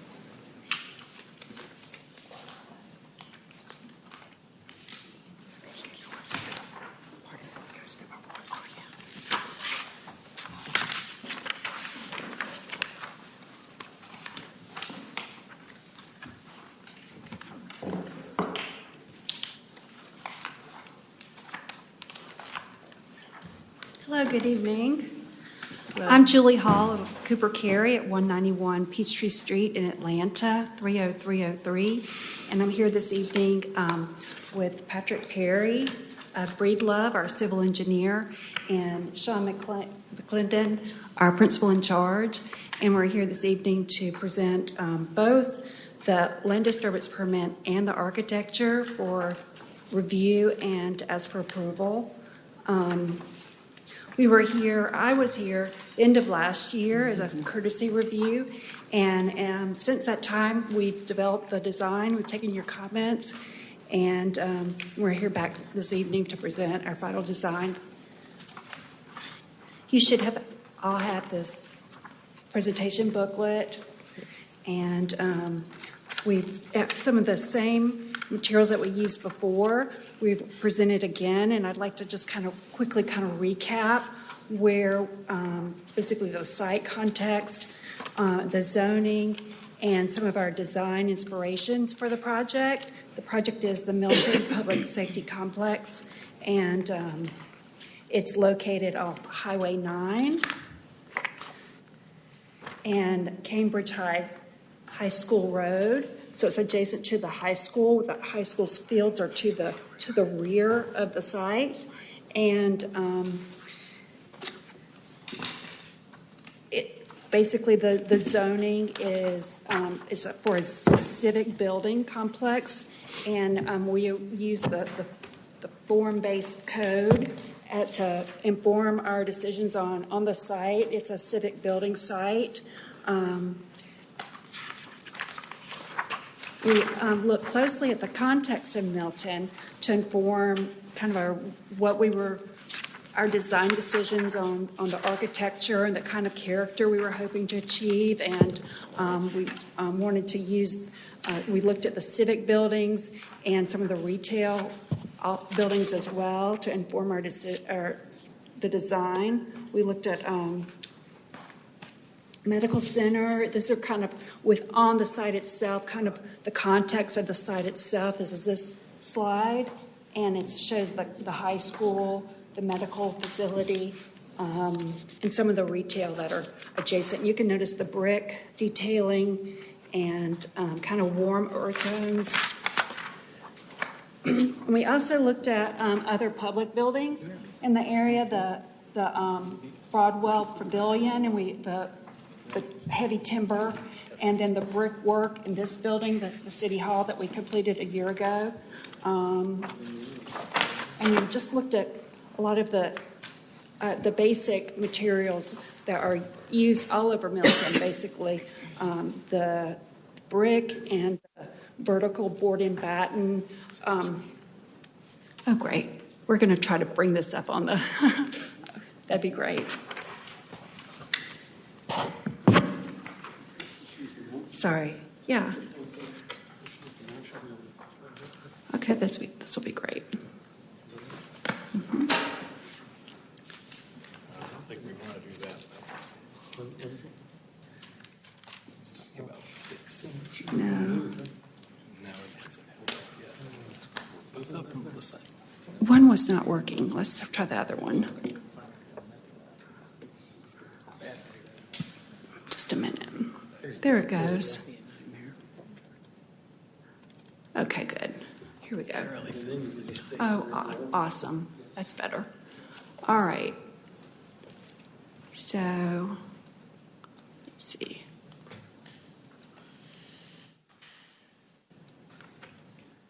Yeah, so we were just talking about the context of Milton informing our design. We wanted to use a mix of materials of brick and siding, a standing seam metal roof, and heavy timber, kind of warm earth tones, and in a kind of something that really resonated, kind of looked like it belonged in Milton. And that was how we approached the design. The site itself is on Highway 9. It's along Cambridge High School Road. We have a preliminary at this site that shows it's a shared site with a 3-bay apparatus fire station 44 that fronts the road, and then also the court and police station, which is behind, and it creates a little campus, a little public safety complex. We have some shared and designated parking, and we've really looked at how the site slopes back towards the high school, and we've really looked at and coordinated with our civil engineer here, Patrick Perry, to design in detail and to use the site. We've also worked closely with other shareholders involved in the project, the city architect Bob here, and then also the fire chief, the police chief, and the court clerk. We've worked through the process, really, from the beginning, trying to meet their needs and to deliver a project that will work on the site, within the site context, and meet their needs, and to have these aesthetic kind of design cues that really tie into the neighborhood, really tie into the community, and that will look like they belong in Milton. And then we have some specific information for the land disturbance permit. That's our civil plans and our complex grading plan. And this shows the way the site is sloping back towards the high school and how the buildings are placed along adjacent. I can talk a little bit about how the buildings relate to the site, to the street, the apparatus bay. Let me go back one. I'm sorry. So there's basically this entrance it's a shared entrance for the court, to the police staff, and then also the fire, just visitor parking, and then the fire trucks also enter into this entrance. They enter their apparatus bay, and they lead directly onto Highway 9, and we've worked closely with the city and our civil engineers to design this so that it works within the site parameters. Then our police and court building back to this lower part of the site has its own entrance for the court parking, and we have a total of about 140 parking spaces, and that includes 8 ADA spaces. Our police building is approximately, it's a 1-story building with a partial basement, and I believe it's just under 25,000 square feet total. And then the 3-bay apparatus fire station is also 1-story, and it's just under 15,000 square feet. And the whole site is about 3.5 acres, just over 3.5 acres. And we've been able to really utilize the site. Patrick is going to show you the landscaping. He's also our landscape designer, and we're trying to use a lot of seasonal, colorful, and just native trees. And as you can see, Patrick, do you want to talk a little bit? Thank you. As Julie introduced, I'm Patrick Perry with Free Love Land Planning. My address is 355 Deer Landing in Athens, Georgia. Just a little overview of the landscape plan. Try to use a lot of native plants around here, drought resistance, tolerant plants. So you see a lot of the plants I proposed, like the hollies and the oaks and the maples. They're pretty common around here in the city of Milton. So I wanted to kind of keep what was in the city, what was in the form-based code. In front, we have, because there's some overhead power lines up in the front, typically would have large trees for the street trees, but because of the overhead, we have some smaller trees. We have some red buds, which will not grow up into power lines, provide nice seasonal color. Along the front drive going to Cambridge, a lot of grass areas because it's easier to maintain in that area. Big, vast expanses, kind of gives it a pastoral look like kind of the city of Milton. We have the floorboard fence going along the site frontage with Cambridge along there, kind of give it the sense of place.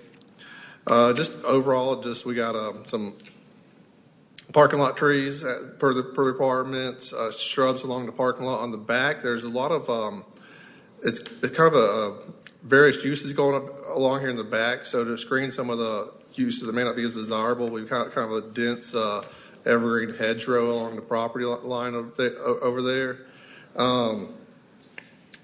In the bottom side, as Julie mentioned, a lot of the site runs back. So in terms of stormwater management, we're doing a couple different things. We're doing an underground detention facility in the front right here, which was shown on the previous slide.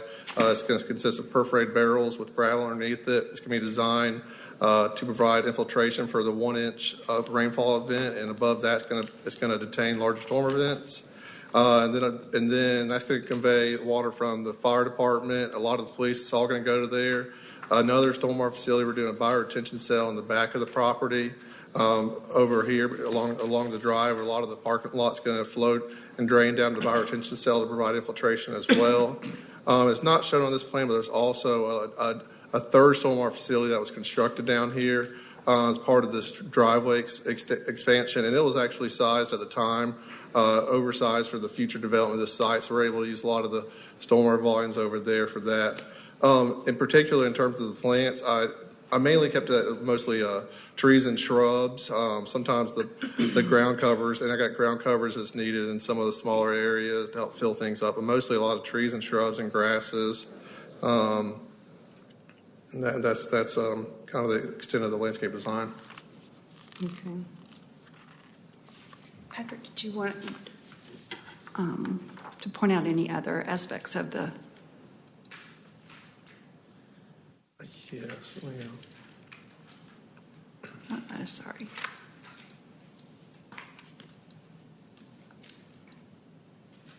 Okay.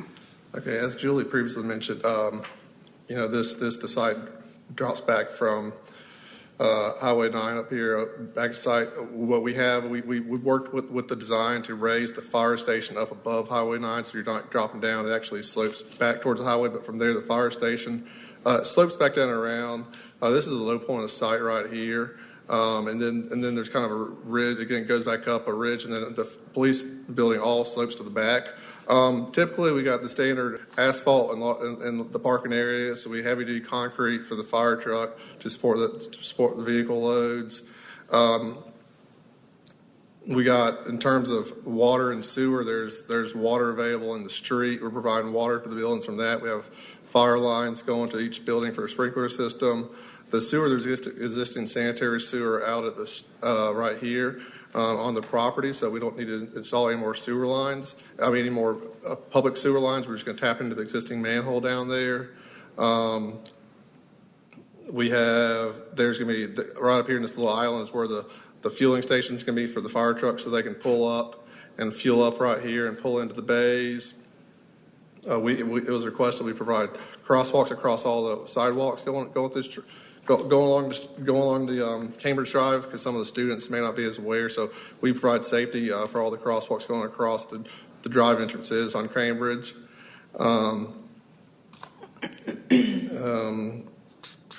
There, and that is extent of it. Let's see, the utilities that we have, there's gas available out there. We're using gas. The grading, we're trying to keep slopes as minimal possible throughout the parking lots. There's it gets about 8% slope coming along the front, but that's due to the existing slope at the road right here and existing slope here. We looked at a lot of different scenarios to get the building in the ideal location to minimize the grade slope throughout the site. In terms of ADA accessibility, there's accessibility from the public sidewalk, there's accessibility to the street. We've got a visitor parking with visitor space with accessible parking for the fire station. We got ramps over here for that. There's another accessible entrance over here coming off for the police and courts building off the existing sidewalk. Coming up to the main entrance, and we have accessible parking spaces for the visitors to the police and courts building, accessible parking spaces for the police employees over there, and that is kind of covers a lot of the overall site design and everything.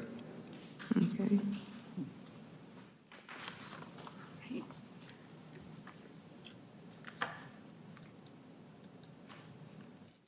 We also have the photometric study, which Suwannee EMC conducted. It kind of shows all of our lighting requirements for the site. And we have a light fixture that's a common Milton fixture, the 150 LED.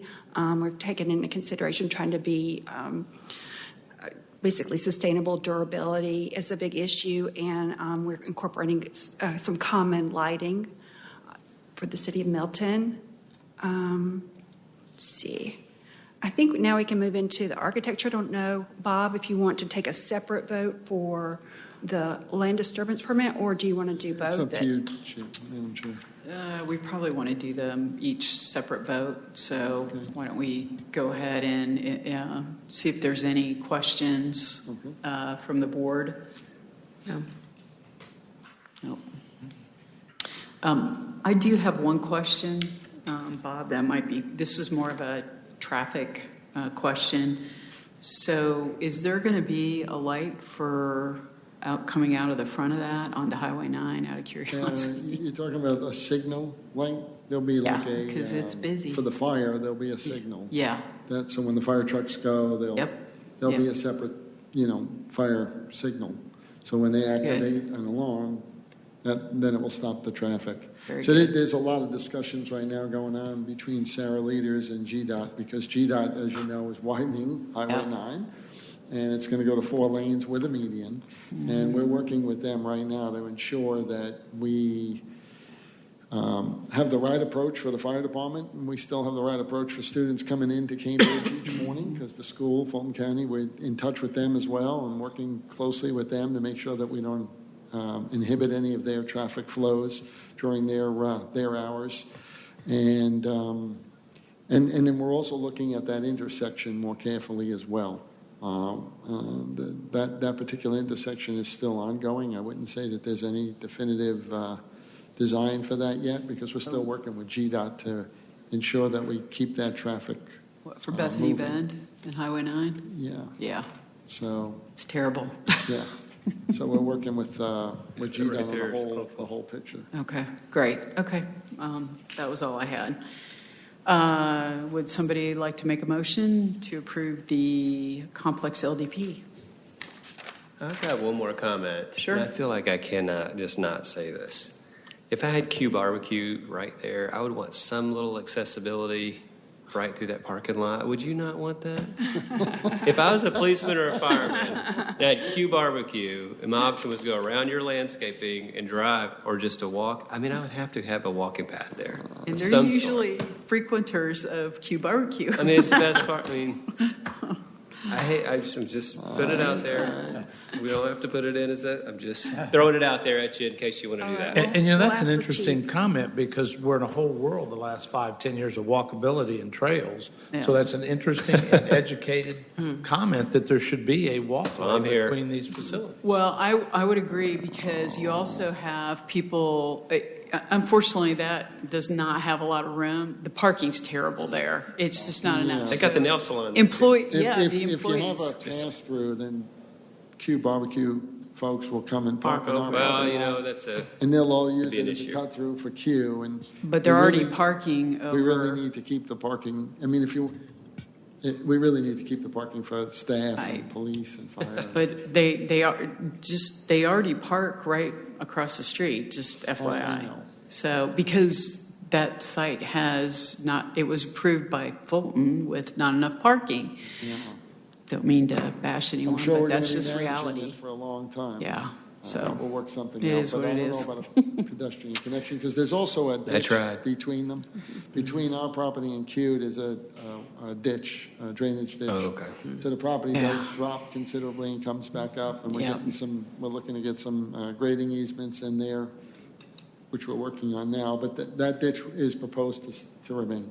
Really? Okay. Yeah, it's a pretty sharp ditch. It drops. Yeah, it's pretty steep. It's pretty steep. Connectivity takes it in the head. The word that we all practice, and as architects, I know you do, connectivity. Yeah. But you Well, lost on that. There's the That's right. connection I agree off with the you. back, I mean, but not into that particular, because like if you go from Publix off Bethany, you can drive behind Wendy's and some of the other, all the way down to Sherwin-Williams, and then it like stops. And then you can't. So it would have been nice if Could've been they great. could have connected all the Could've way been through great. the back.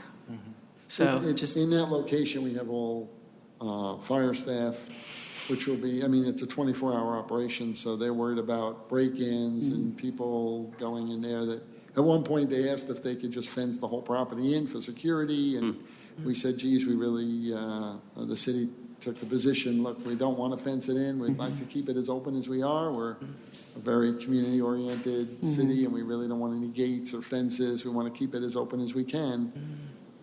But I wouldn't want to propose putting a pass-through there. Because a lot of people run and walk in front of there, so it is busy as it is. I mean, there's a lot of runners, walkers down that main drag, so they'll have a lot of friendly neighbors. I mean, they could still walk around the front of the building and just walk down the block. Sure. If they really had to. I mean, I don't think we would stop Yeah. them. It is a public parking lot in the back. And there's a sidewalk. The front area is employee only, but the back area is a public lot. So I'm sure, we'll try to manage that too, because on court dates, we don't want a lot of people parking there. But it's going to be something we're going to have to manage as a city, I'm sure. Well, I don't like that they put a parking lot in the front. That does not work with our whole design concept. So I kind of wish that it really doesn't look good, and it's not really safe because there's people who walk on the sidewalk there, and having cars in and out of there was really not a good idea. But FYI. All right, anyone ready to make a motion? Yeah, I'll make a motion to approve the Public Safety Complex LDP 13690 Highway 9. Second. All in favor? Aye. All right, we can move on to architecture.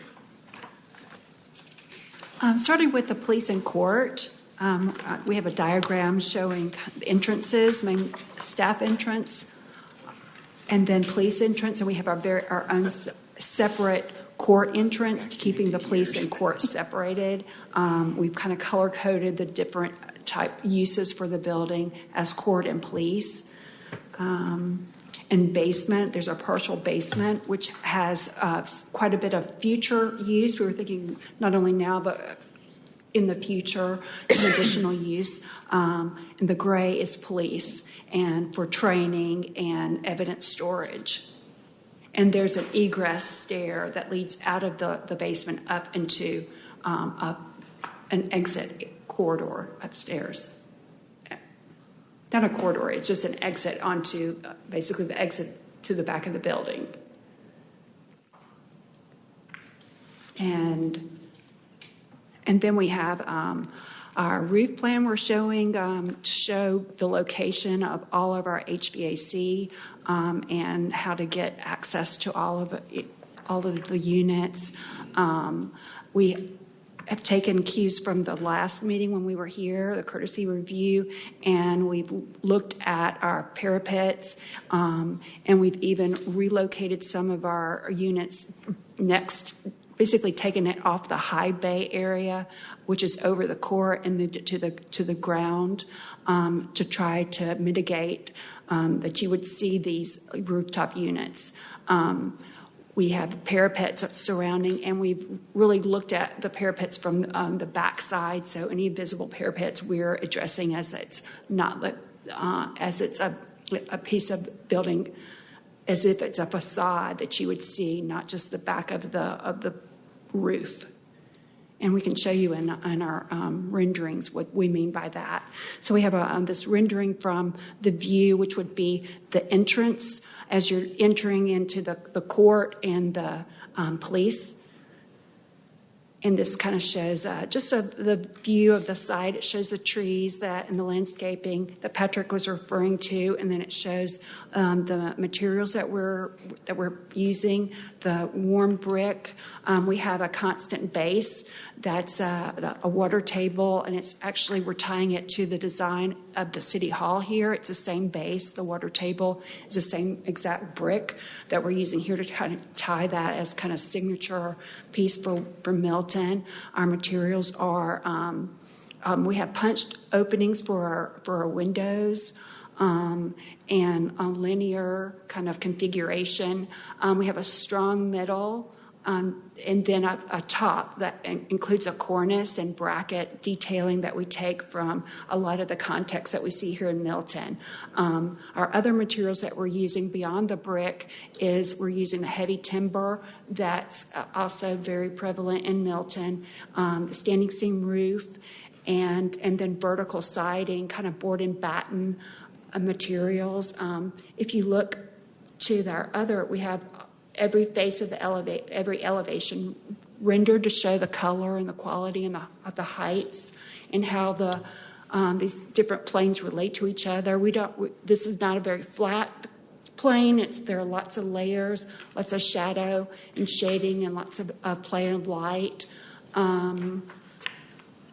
We have, you can see in the two entrances, the core entrance has a higher canopy than the lower police entrance, and that each one has its own character. So to cue you as you're entering into the site, that you go to the one place to go to the police and to another place to go to the court.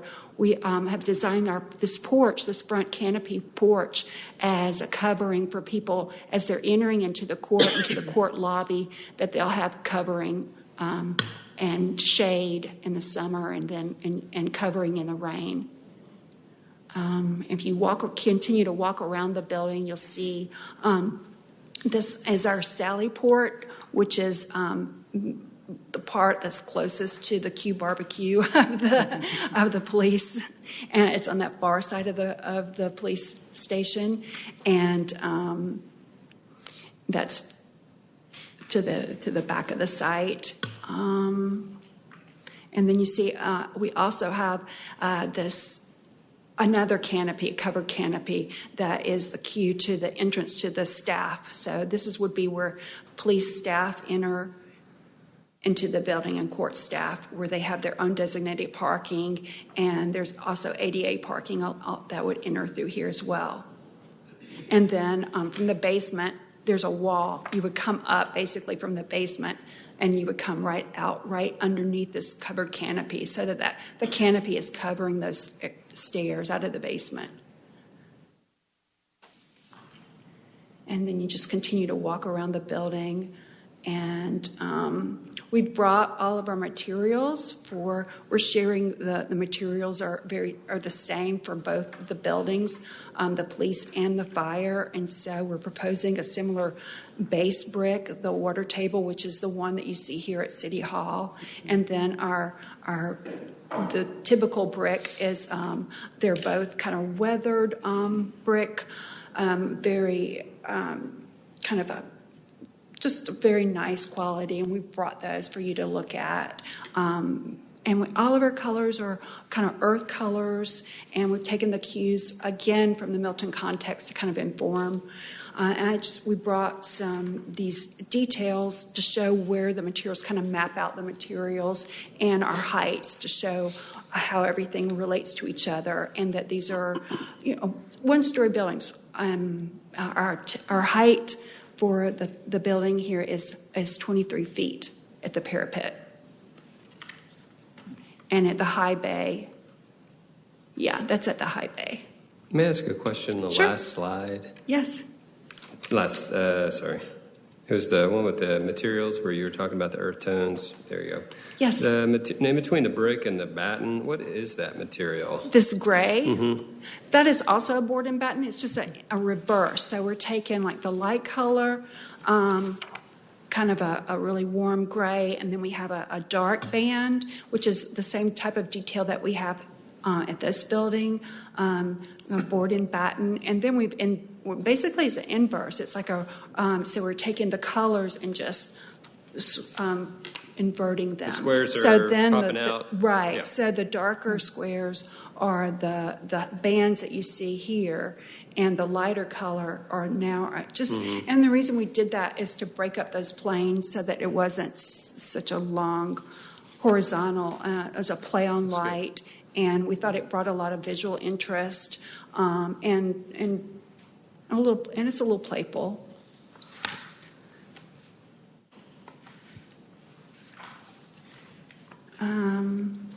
And you can see we're thinking about, like here, we're thinking about the backs of our parapets, so that which was one of the comments that we heard before, which was to look at the backs of the parapet and to try to mitigate the HVAC and these screens of anything that projects above the roof.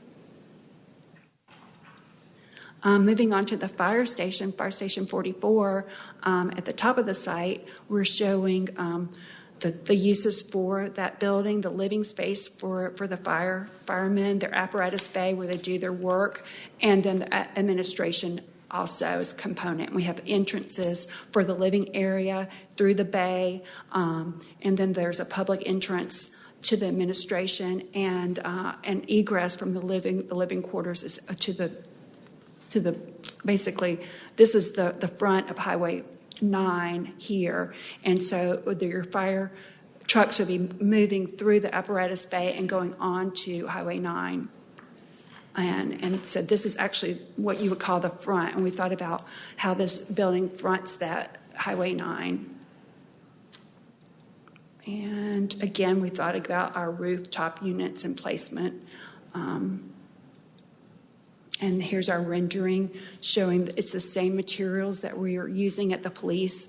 We're using the same water table, and we're bringing it up at the apparatus bay. We have large light-filled doors that are actually glass to bring in more light into the apparatus bay, and also we have some clear story windows above. We have a very strong cornice up above, and we're using the materials of brick, the heavy timber, again, with a porch and a standing seam roof. We have this is basically looking from, if you're at the corner of Highway 9 and Cambridge High School Road, then it would be your view as you're entering onto the site. And this is where our fire trucks would be leaving the apparatus bay onto the highway. And it gives you a sense of the colors that we're proposing. And you also see in the background this training tower. The training tower is a requirement for the fire chief and the fire department for their training operations. And it's just a light structure that you can see in the background. Again, you can see the use of brick and our heavy timber porches and standing seam roof, vertical board and batten, just as we have on the police, and and we have large doorways for the apparatus bays with lots of windows. We have these elements in the front, and I'll show those in a moment, for some signage. Oh, can you stay here for a second? Yeah. That door to the right, Yes. the door to the right built Right where here? the board and batten is, the board and batten piece of the building to the right, that door. This one? Is there something going on with that window and the door there? It's got the three. Is it like a side light or is it a? That's okay. a light fixture. Exterior, you mean above the light? No, just you got the three panels, the panes, and then you got the one door to the left. Just looks funny. Kind of like that a little bit. It's a single exterior door. It's aluminum storefront. It's glazed. It has a side light that's divided into three parts. Now, this is an emergency exit for the firefighters' bunk room. So both with the exposed glass, our intent is to frost that glass. We don't want people looking in. But we're also using landscaping and other cues on site to deter kind of the public's interest. We really, if someone drives up into the front of the fire station, they're having a health issue, they need emergency help, we don't want them going to the wrong door. We want to go to the station office and to the public lobby. So this entrance that the question is about is really intended to be minimized on purpose.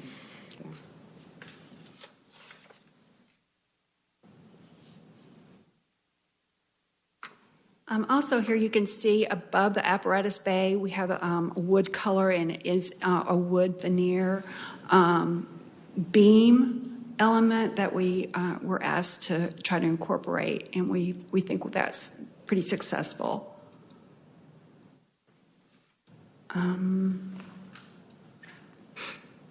You can see here the extent of the training tower. It's a 3-level structure, and it's a very open light structure. Really, the purpose of it is to do their training exercises, and there's like one area where there's a hook where the firemen do rappel off of this structure, and it meets the needs of the fire truck, of the firemen. Just curious, what keeps the general public off of that tower? Just from my own knowledge, like what puts up there to keep just anybody from? Burly firemen. Okay, gotcha. Yeah. Just as curious. Okay. Beer facility is a 24-hour facility. Okay. Yeah. Okay. They don't even want security cameras. Okay. They really rule their domain, and very proud about what they do and their upkeep of the facility. But really, the fact that their living day room and kitchen are right there. directly behind it, there's going to tend to be someone there most of the time. Okay.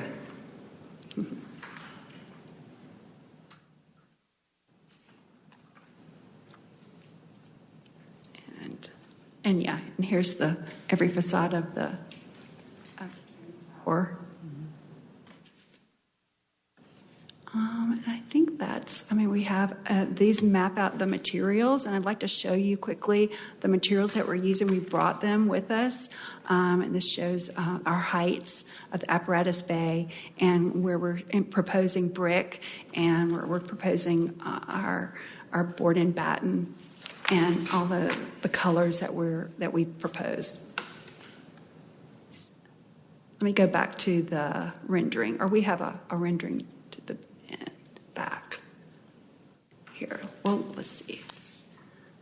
Okay, before I get to that, we do have, these are some signage that you saw on the apparatus bay at the entrance to the doors. Some cast stone, which is another material that we're also using just at this location. So this is really the only location we have that, and this is just a design element for the fire station. Are these the words that are on there? The fire. They are. If you go back, I can show you here. Did they come up with this, or is that They something? did. The They're fire right chief here. got all the staff involved and asked everybody what names they would like. And I think it was a nice way for him to get a lot of involvement and participation from the team to feel like they're putting their fingerprint on the building. Is this typeface consistent with the branding that Milton uses, like logo and signage and all that, or does it matter? It is, but their graphic department is working with Shannon, our communications director, to ensure that we use the right fonts. Okay. And so all the fonts, all the colors, all the signage will be city standard. Bob, if I could ask a question, it would be my assumption that we would come back in for the environmental graphics and signage package for review by the DRB, or? We will. That's when we do the signage. We're not up to getting the signage actually approved. Okay. We have just showing what that dumpster enclosure will look like using the same materials and color scheme, so to mitigate the kind of impact of the dumpster enclosure. And these are our materials, warm brick, the water table base, and then Chicago used is a neutral earth tone brick, and then we picked a range of kind of warm grays and then some browns, and then we have the red cedar, which is a warmer tone, and then we have the acrylic coated. This is for our standing seam roof, and we have those materials here.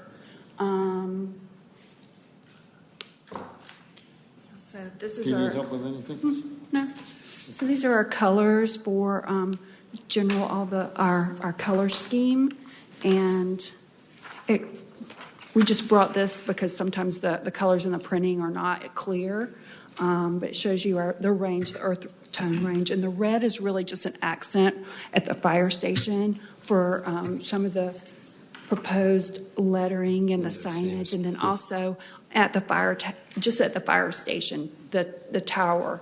There's just a little accent of that color, but most of it is in this warm gray range, and then our brick.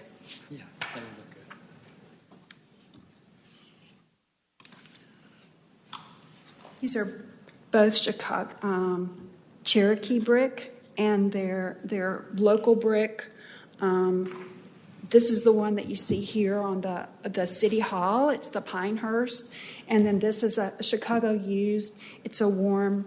This is not maybe the best representation of it, but there's a range of kind of earth tones that we think that these coordinate very well together.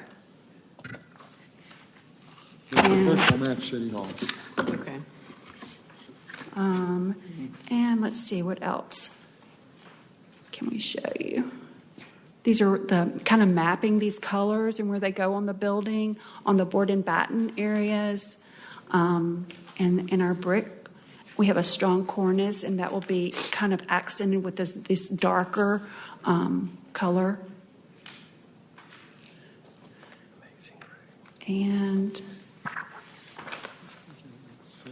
I think comes to an end. Site perspectives?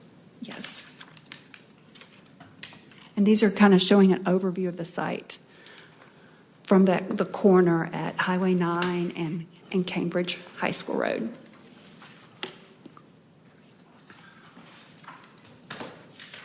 And again, this is from entering into basically the back of the site, you can see the court here, the entrance to the court, and entrance to police here.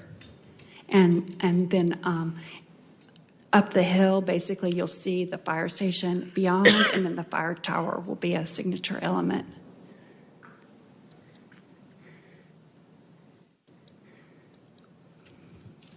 Gotta say, you guys have done a fantastic job on this project. I mean, it really looks good. thank Staff, you. I mean, big thank Thank you, you. because it looks great. Good, thanks.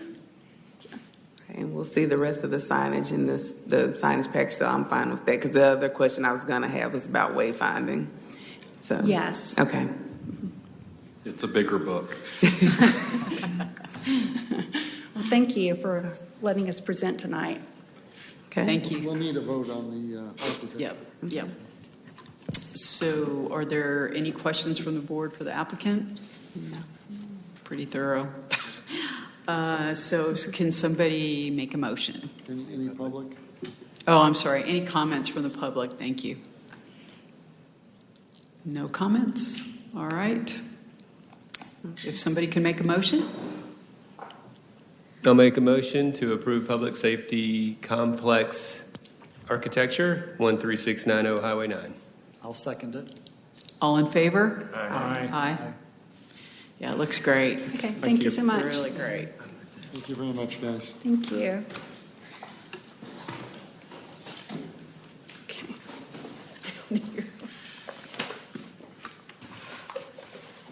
While we're changing, could we have a moment of discussion?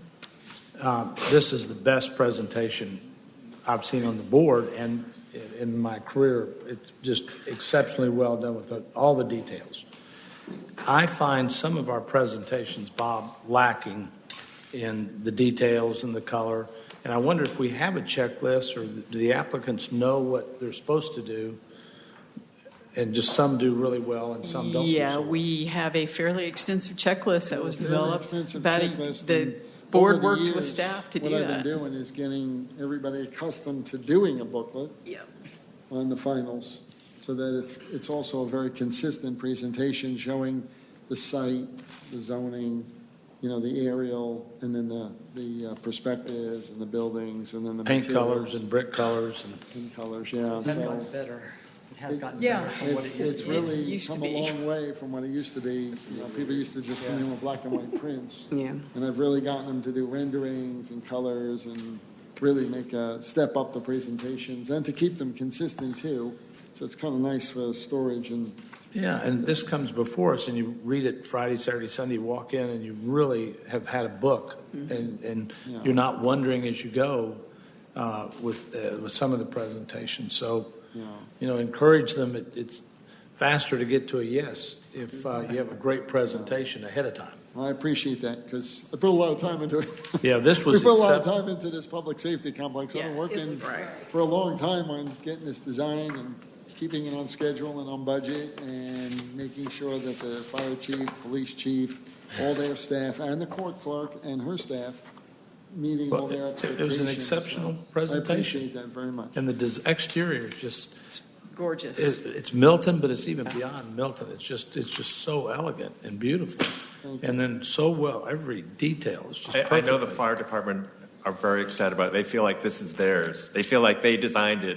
Yeah. But, they have a sense of ownership, which is, Well, it's a great exceptional Thank work, you. and the Thank you. result is just. I mean, I was ready to rudely make a motion to approve when she stood up. Because it was just so great to have it all weekend to read it and look at it and understand it and drive out to the site. It was just great. Great work. And in all honesty, we really worked hard to include all staff. So all the fire team have seen it, all the police team, all the court clerk group, the judge, our judge, everybody has been participating in this. Been having many, many meetings, and we're going through it all in the interiors, all the selections of the products, and how it functions, how they operate, down to the minuscule detail of everything that they would like in a building. And we tried to get it, of course, all within the budget. A lot of tough decisions have been made, but we did work within our budget, like I always try to do. And I think everybody's been very happy, and they're very excited because we should be breaking ground very shortly. oh, yeah. I'd say late spring, early summer, where once we get through this, building department's been reviewing it, we'll be ready to break ground. Okay. Congratulations to all of them. It's been a great We'll job. make a statement on Highway 9 for the city. Make a statement for I that think area, so, won't it? right? There'll be a strong yeah. presence there, and Yeah. the courtroom would be used for council work sessions. We've scheduled it, and designed it for council work sessions, for community use.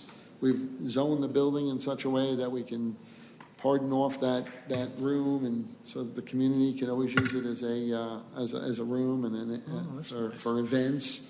So We really try to make sure that it's going to have a nice public presence on the Highway 9 corridor. I think that's really going to help. The police department is pleased to get out of an office building. Bet. And they got me on a tight schedule because if I don't get them in, they won't have a place. Uh-oh. Their lease is running out. yeah. So we're working on it. This next, did I do that before or after? But thank you very much. I'm going to When I make sure announce that I relay all the I'll nice let you- comments of the how's board that? to the two respective chiefs and the clerk. Okay. So I appreciate that very much, Mr. Yeah, that's great. All right, on to our next item. It's the silos at Broadwell Architecture, 12455 Broadwell Road, Rob Beecham. I'm going to recuse myself from voting on this one, just to have some business relations with it. Thank you. Rob Beecham, again, 500 Mill Creek Road in Woodstock. And tonight we're bringing architectural review for our project on Broadwell Road.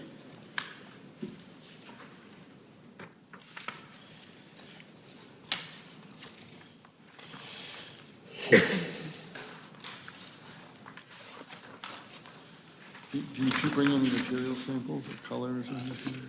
I gotta refresh. Is this, There it should be in the. I sent Oh, it's in the. is this the one Is it in the book? they were having the Oh, work? I sent an updated list. Okay, had everybody Oh, read it all? can I show this? Yeah, okay, good, thank you. Yeah, I do too. I just was double checking. Take one and pass it down. Thank you.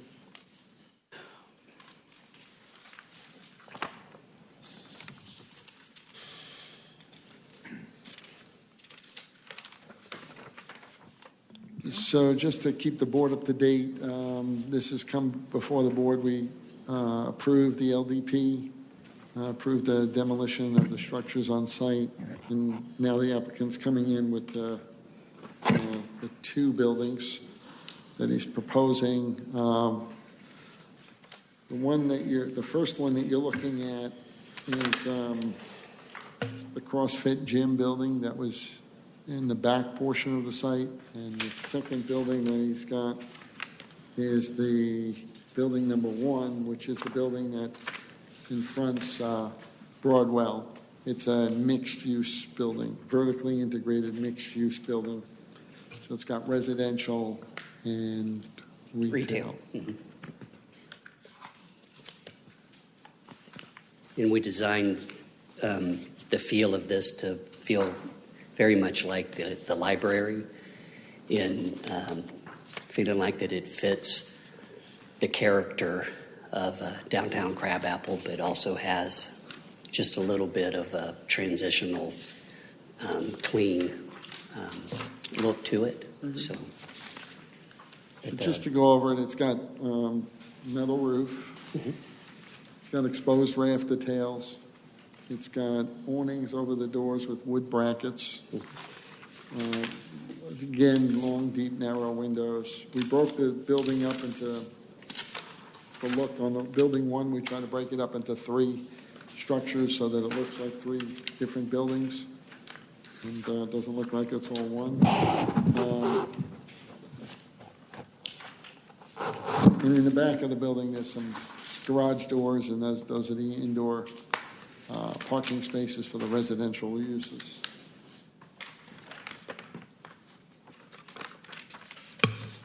but we know this is kind of a transitional zone and tried to keep the scale and the proportion of the buildings very, very much residential in a kind of their appeal and their look. Yeah, speaking of scale, so the building number 2, they broke down the scale, so it's because the site slopes. So what they did was they have a lower level and then just a 1-story above that. So that would be facing the residential to the south, which is the city of Alpharetta developments to the south. But we were respectful in trying to keep that building looking somewhat residential and breaking down the scale so it doesn't look like you have a 3-4-story building, like a 3-story with a basement kind of building, which is almost really like four levels high, overpowering that, so that we really kept the scale down on what it is.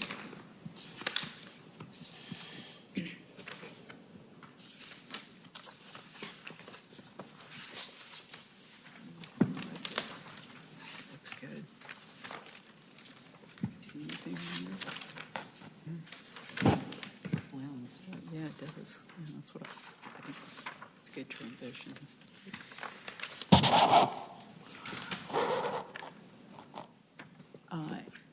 Does anyone have any questions? I have one architectural thought or question. Instead of both buildings being white on the site, and we've got Bob and Tim, tell me why it wouldn't be good to break the two buildings up and not have them both white.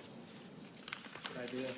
And one's so different than the other one. The upfront retail is very different than the little one in the back. And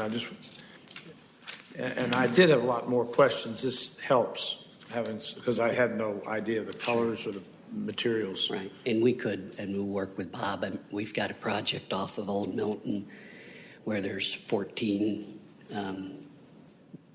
white brick painted townhomes, and every one of them is a different color of white. And you can't believe how many different whites there are.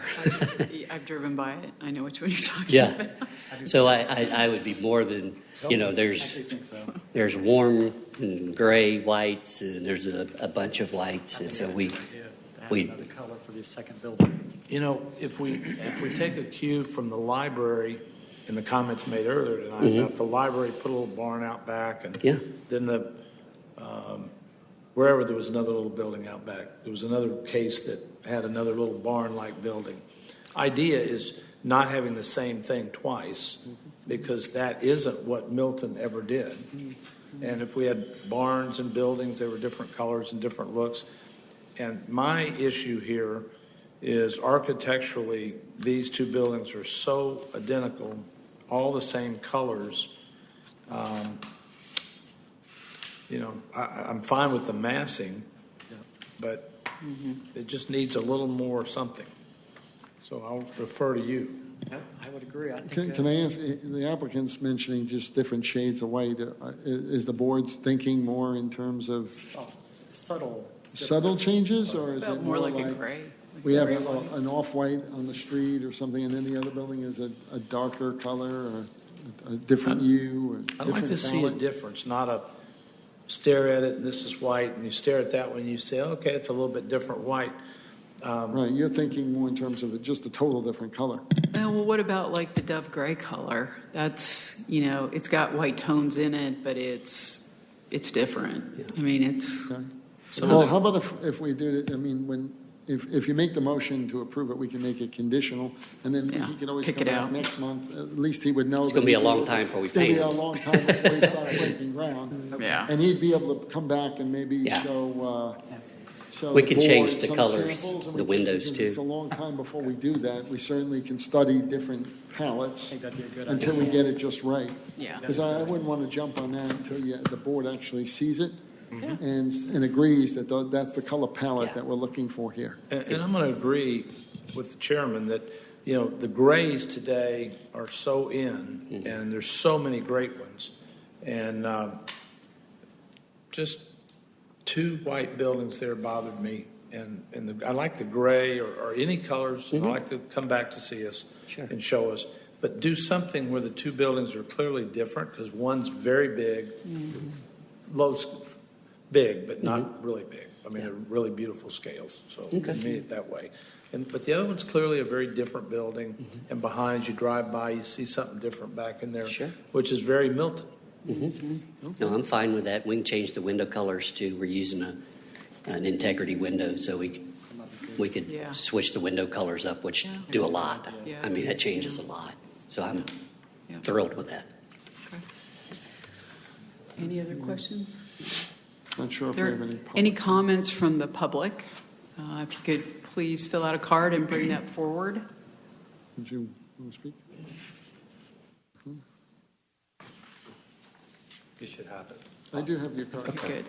Good evening, Roger Bauer, 2020 Knightsbridge Way, Alpharetta, Georgia. I live directly south of the development, and I am in support of the development. Just for background, for those who aren't on the design review board, this was a long, painstaking process that we had with the applicant, the developer, the owner.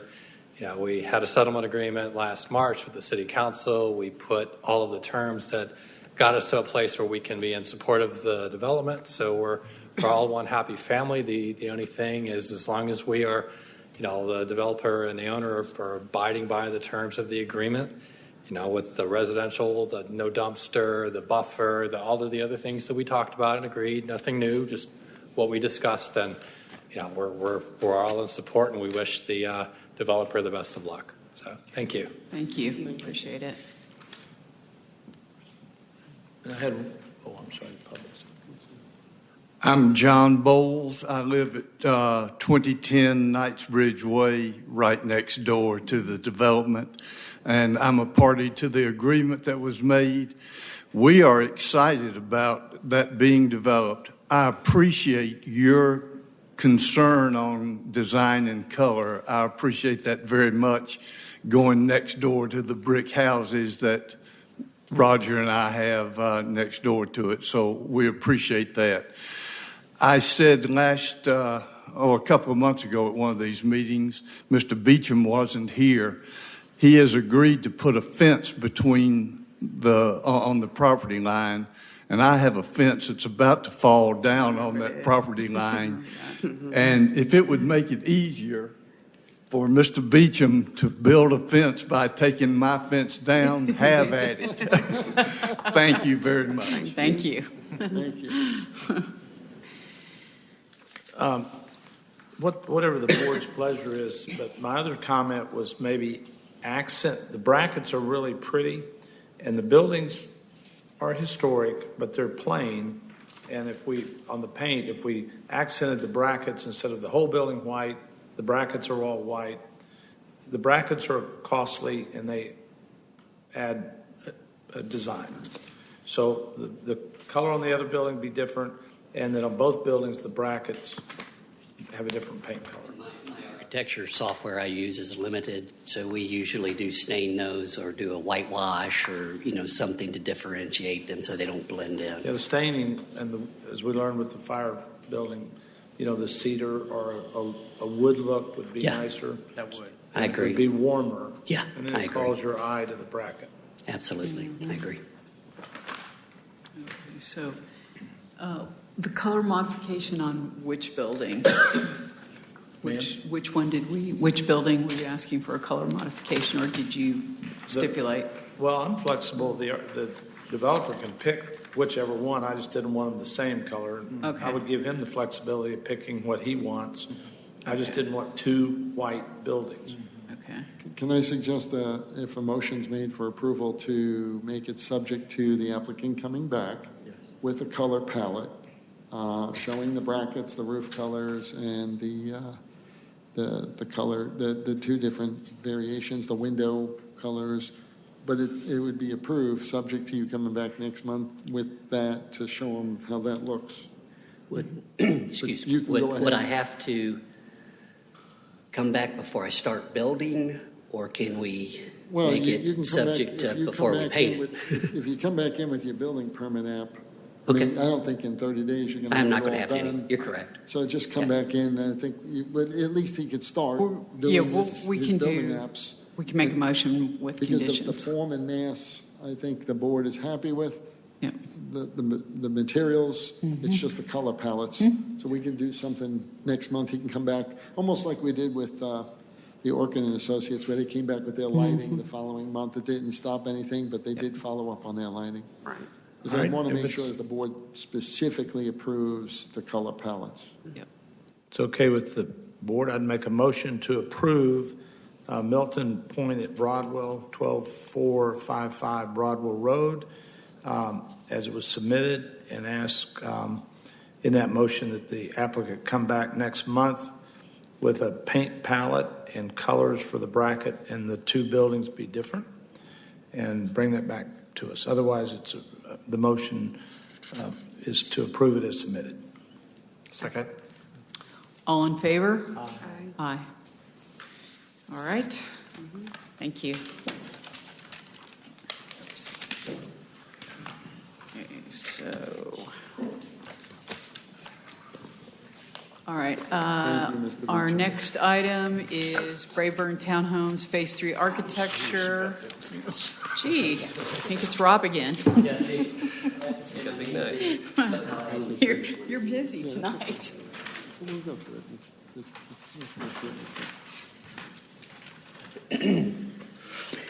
Hi, I'm Rob Beecham, 500 Mill Creek Road in Woodstock. The project before you is the we're calling it Crossroads Brayburn. This is a piece of property that was part of the Wheeland community, and it's kind of a left out triangle that is adjacent to the Orkin development that we were able to purchase and look forward to building a really wonderful luxury townhouse development. We feel like, or I feel like, that the product that Wheeland built maybe wasn't spot on with what the market could bear there at that property. So we see 9 luxury townhomes. There's 3 buildings with 3 units per building. And I've been working with Bob on these designs, and we would like to start. Actually, we plan on starting somewhere around the middle of this month. I believe the LDP is issued. Is that correct, Bob? That the LDP's done pretty much? Yeah. Yeah. So, but these would be 4-sided brick with a small rooftop walkout terrace. They'd be 3 bedrooms, 2 baths, 12-foot ceilings on the main floor with 14-foot ceilings on the upper level, which would be the master suite. All of them would have an optional elevator shaft included in them as well. And if you, Ms. Weissong mentioned she'd seen our project on Old Milton Parkway, but this would have a lot of that same feel. But the homes have 8-foot front porches and side porches and rear decks, and we feel like it's going to be a really beautiful and well-received product here in the walking district of downtown Crabapple. So just to give the board some history on this one, basically this LDP was approved through Pulte. So Pulte Homes actually came in. They built the townhouses just to the north of this. Those are built. So this abuts the Brayburn commercial. And then the road you're seeing going off is the Brayburn townhouses. City Hall is right down the block. And Orkin and Associates is proposing his structures coming along the road, Heritage, and they're going to be brick structures, 4-sided brick structures coming up. So buildings 1, 2, 3, we tried to keep a flat front facade, unlike the other ones where you see they're stepped like traditional townhouses would be. This one's sort of a transitional building between the pure commercial that will abut it to the south, and then this building, and then it will wrap, and then the other townhouses would be similar to what Pulte had done, of course a little bit much more upscale. Rob Beecham here through Folia does a much higher end, much more upscale kind of structure. So he's coming in with just buildings 1, 2, 3 right now to kind of get it started. So he's purchased this property from Pulte. Okay. And is taking it over and looking to put it together. There is a pedestrian connection on the west side, east side. On the east side, which is the right side of the property that you're looking at on the plan, there you'll see a sidewalk that's running, and that sidewalk will eventually connect to a pedestrian connection. So we're really, on every one of these, including Strawberry Fields, the ones Orkin and Associates doing, the one John Gaston's working on. Every single project that's coming in, I have mid-block connections, I have pedestrian connections, I have parks. On the larger ones, we put parks in there, and so that we have that kind of in this area, we are doing a lot of pedestrian interconnectivity between every single one of these developments. Okay. So that's what you're seeing there. And the curb cut is between buildings 3 and 4? Access to the property? Yes. Okay. And it's the property was previously, the street was put in, there were some curbs, and it's basically all has to come out. So we're starting all over. And I think it was designed for maybe 15 townhomes or something, but pretty much everything's coming out, but the curb cut's in the same spot. Gotcha. Right. So when John Whelan originally did this, the whole development, they put in all the infrastructure and had an LDP approved for a much different configuration. The city came in and acquired the part of their property. We basically purchased their property and with the extension of Heritage Walk. So as a result, we, through the settlement agreement, we allowed a certain density on this parcel, and we worked very hard with Pulte at the time. John Whelan purchased Pulte. Pulte purchased John Whelan. Sorry. And so we had to work with their groups to get this LDP through, which we did. I think we did a good job with it. The site does slope. And then Folia came in, Ron Beecham, and he purchased it from Pulte and said, okay, I'm going to look to do an upscale townhouse development. And you can, if on the materials page, Mr. Roberts, you'd asked about the brackets. You can see in that one photo that's featured, that's one of our projects, but how the brackets are differentiated. And I didn't show it very well on the silos project, but you can see how the brackets are, and those were actually kind of a stained and back sanded. So just to go over some of the materials, I think you're looking to do a painted brick, okay, and then the middle unit, those for the front elevation, those columns would be cedar, stained cedar. Yes, sir. The left and right units would be brick piers at those porches, but you'd have an upper and lower porch. Both sides of the building have chimneys that run up like sort of bookend, and then there's these balconies on both sides as well. And then the garages are facing the back. The little structures up on top, he's looking to do some rooftop terrace to get up there and have some rooftop terrace up there. The back of the building also has a second, or the upper level, most upper level, would have a rear balcony as well. I've got a couple questions. Okay. Excuse me, I have the sniffles. When I looked at this project, are you wanting to do a white brick? Is that kind of where you're going with this? As your pictures kind of indicate, like a painted white brick? Yes, Is that sir. kind of what you want to do? My only comment to that is you got kind of the City Hall project, very earthy. All of Orkin, what he's kind of doing is all very earthy tones, couple little whitewash bricks there, nothing really stark in your face. And across the street, I agree with you, these will, I'm sure, look better than what Whelan put up across the street. But they're still very traditional look. And then their road townhouses leading into Brayburn, which even some of Brayburn is more what I call craftsman-y traditional look. I'm afraid that just the 9 units right there is just going to be like a gleaming light. And it's just not going to match anything. It maybe with some accent somewhere or something done to do that. It just seemed like the stark white look, the very modern, cold, with all the traditional, just was awkward. It was weird. I don't know if you have any comment on that, but I did have some other comments just about the architectural. When you're going by McFarland, like you're driving by and you see those townhouses that Wheelan built to the right. You see that one white one with the balcony across. All you see is that white side front. It's just I don't know how that got approved, where at least it didn't face the road. It's just a side of a townhouse. I think it looks terrible. I look at it from my office window, so I see it every day, and I'm going to look at this from my office window. But I don't know if some accents. I love the brick, the full brick, but maybe some cedar accents above the windows, just something to try to break up the side. This is the page that I'm looking at.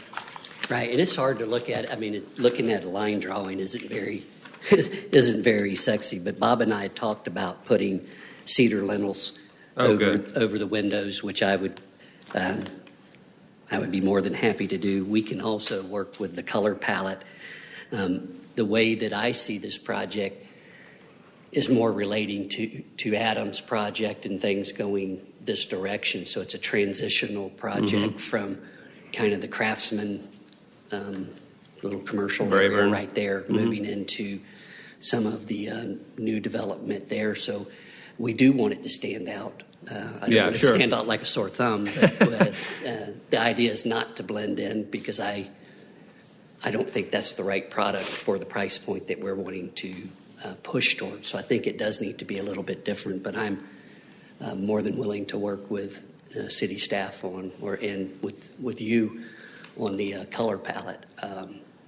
Now this, if you've driven by Avalon, I know we talked about in the silos, the buildings being different, but there's something very neat about at least a block of buildings being a monotone color. So I think we can break up things different with window colors, with door colors, and some things like that. But there's maybe a water table or some sort of water table, chimney cap, something. Yeah, and it's hard to look at a line drawing and I'm so limited. The front page kind of gives it more character in that I'm not an artist and can't hand draw beautiful things like Lou Oliver and Tim and truly great architects. But I think if you look at the materials page, I designed the homes that are over on the old Milton project, and in our execution of these plans, you can see they do start picking up texture and a lot of neat, very neat details. I love the front porches, the kind of enclosed front porch. I think that would get used a lot more than perhaps what the Wheelan product across the street would. And I love the kind of vents, I don't know what you call those things, above the little Bahama shutters. And we put them on this, I didn't draw it, but we actually put them on the sides of every porch, so that when you're sitting on your front porch, the couple next to you is not kind of privacy. No, you have an option whether you want to talk to them or not. But you can see that on that one photo of the about page 4 of the materials. That one unit, the picture on the right shows the kind of the louver idea. I'm going to ring in too. I agree that I'm concerned about the white, 9 white, same houses. What price point is this? We're going to probably be in the 800s. Yeah, so I love the price point, and this is really critical little part of downtown. I agree with what was said earlier, that it's more earthy all through here, and so I'm really concerned about all white. And at 800 and 900, I'm a little concerned too that the fronts are so similar, and there's not any architectural variance. I'm looking at one of these pictures, and it's just the same. One doesn't have a roof up high, and I'm concerned about the terraces up there, that architecturally the drawings are limited, and so it is hard to get comfortable with what I'm seeing in this level of drawing. I think the great project, great site plan, great price point. I just think the project needs some more work architecturally on the outside. I'm very concerned with all white, and I'm very concerned that The fronts are all the same, basically. And I've been doing this for a long time as a builder, and this is a great price point. 800 is expensive, and if I was buying one, I wouldn't want mine to be exactly like 9 others.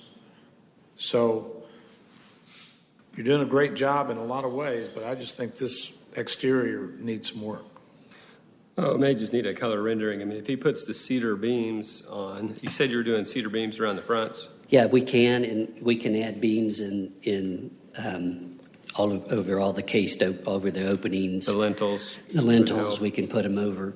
And there's some places that I think are appropriate for that, and there's some that won't be. And we can even do soldier courses of brick and leave that unpainted. Just to kind of create some architectural difference.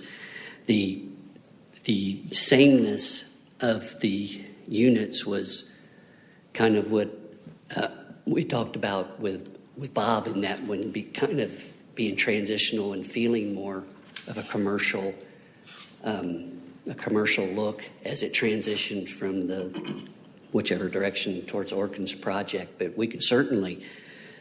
Well, Orkin's projects do look the same. I mean, if you look at his buildings, they all look the same. Right. On the other side, what you guys are doing, they're Right. different. Right. So, I mean, there may be some benefit to. Bob, I don't see Orkin's buildings all the same. I saw them very different materials. They were very different. Well, as far as a box, they don't look like they're individual units. It was a different philosophy. When we did Strawberry Fields, that's a brand new street. We really wanted to make it look like a bunch of small buildings. So the philosophy there was I wanted to break it down. I think the applicant really agreed that that would be a great approach. On this one, like I said, holistically, we were looking at the commercial next door, which we asked Orkin if he would do a 1-story abutting this and then go to a 3-story, so that it's really like a 1.5, because he's got a pretty tall building there. Even though it's 1 story, it's like 25 feet high. But the scale of that building would relate to the scales of these residential, because I want to try to keep the scale. I don't want commercial to overpower a residential, because in a downtown you do have both, and I do want to be respectful to that. My comment's not about scale, though. I'm fine with the scale. I do agree with you, though, on color and making sure that we look at the color on this. And you're saying that the duplication of the front facade? Yeah, it's just, this is so plain and same. Even the windows up high, three buildings have exactly the same windows. They have the same patios on the roofs, the same handrails. They're just not, and as we get off into, you'll do the beams and we can do this, but I can only vote on what I see before me tonight. Yes. And I'm a real stickler for what you show me is what I'm going to vote on. Yeah. That's why I'm praising the fire department and the work there. That's one of the most impressive packages. This package that I have to vote on is really lacking in detail, and it's lacking in architecture. And I'm on the design review board, and I'm going to call it like I see it. There are some. I have to. And I see where you're going to. There's some townhomes. I mean, I'm not saying go duplicate those, but downtown Alpharetta, there's a group of I really like how they did these townhomes. I don't know who the developer is, but it's behind Pure, back in that area. They're across the street from the kind of plain old Jane townhomes with the little fountain in the middle, but they're down the street and across the street. They're very high end. About Milton Avenue? It's not Milton Avenue. It's what's that street that runs in the Thompson? back? Thompson Street? It goes into. It might be Thompson. Is that right? I drive that street. Runs up to Voorhees. Those are Edward. Well, it goes into about 2 different streets. Yeah. It comes out where the Mayfield. It ends up where Mayfield and that street cross. Church Street and Milton. Is it Church? Yeah. Okay, thanks. Yeah. I drive that street all the time, and I don't know the name of the street. Cafe. Yeah. Yeah. So there still building those, but what I think is really unique about what they did, and they've got a few that have the whitewash, but they took the fronts and kind of, like, some have a fireplace out front, you know, on the I know what you're porch, talking and it just looks cool. The doors are all different.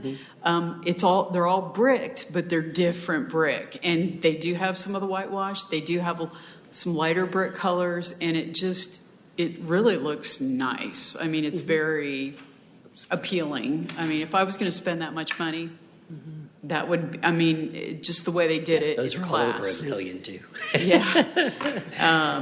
Yes, they're up there. They're They're very nine expensive. to $1 million and In- over. But in yeah. our project on Old Milton, there's not a single elevation that's the same. I mean, every one of them's different. The charge on this particular building that we were working with to this point was that it did have some continuity, and it was similar to the Avalon, those, I don't know, God, there's 20 or 30 of them right in a row. Yeah, I'm near Avalon, and I know which ones you're talking Yeah, I mean, about. they're all exact. I mean, and yeah, there's a philosophy for that. Yeah, I mean, it's cool, but Yeah, I'm flexible. And I'd like to ring in on cost. The things I'm talking about don't add any cost. Oh, yeah. Yeah, I mean, you're doing four-sided brick. Yeah. So you're doing great with all that. And so just for my help here, because I'm struggling, this picture, and I only have this to go on, it says materials, painted brick. Well, I don't know if you're painting it yellow, green, or white, because I don't have a material selection. I don't know what the brick's going to be.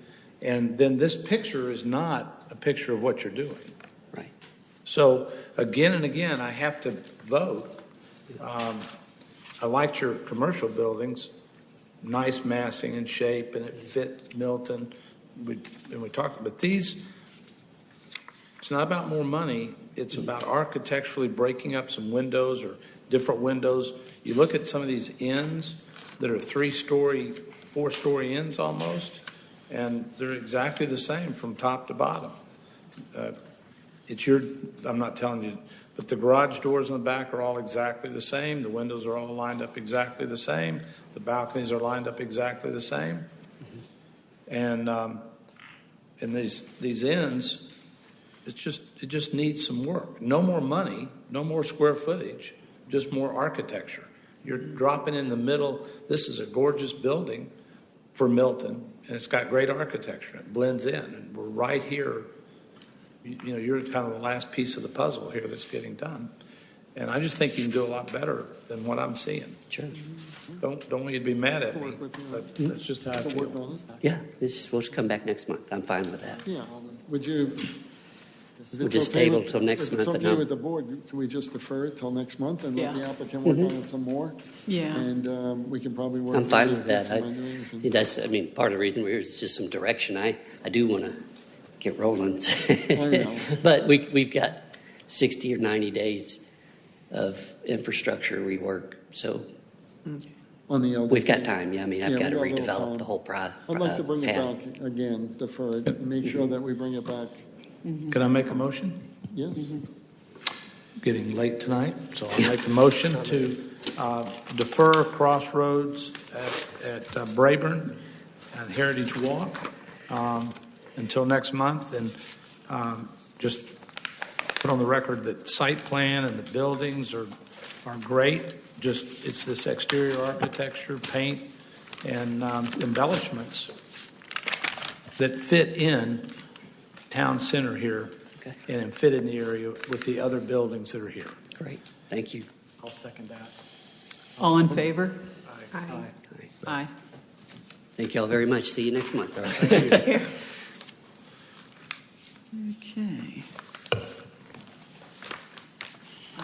Our next item is Glenview at Arnold Mill Architecture for lots 1 through 6 and 36 through 41. Hey, I'm Nick Williams, 705 Tralee Drive, Peachtree City, Georgia. I work with Gout Residential. And just to give you a little background, on your first page here in the packet, this kind of shows where we've been. All the orange houses or buildings have been approved through Drb. And they're either built or currently permitted and under construction. The 4 we're talking about today are the ones in yellow that line up Arnold Mill Road. And so I've met with Bob as usual, what I do with each building is we reviewed all the elevations. We did these a little bit slightly different. We masked these buildings a little bit different. The overall massing for the building is more of a single unit, and we added 8-foot deep porches across each unit. Because as these buildings, if you're familiar with the site, is everyone familiar with the site? Have they seen what we're doing over there? So if you see the buildings that are currently on Arnold Mill Road, they kind of sit below grade. And as we come up towards the fire department, they kind of come level with the street there. So we putting the porches in to engage the street at that point there as well. So 8-foot porches on the rear? Yeah, we have we have cantilever porches on the rear as well. And then we've continued what we've done as far as mixing the board and batten, the windows, metal roofing, the gable designs. We've already submitted in the initial beginning of the project all our color schemes, so that was all predetermined way back. So we're continuing on with that. We haven't introduced any new colors yet. We don't plan to on these.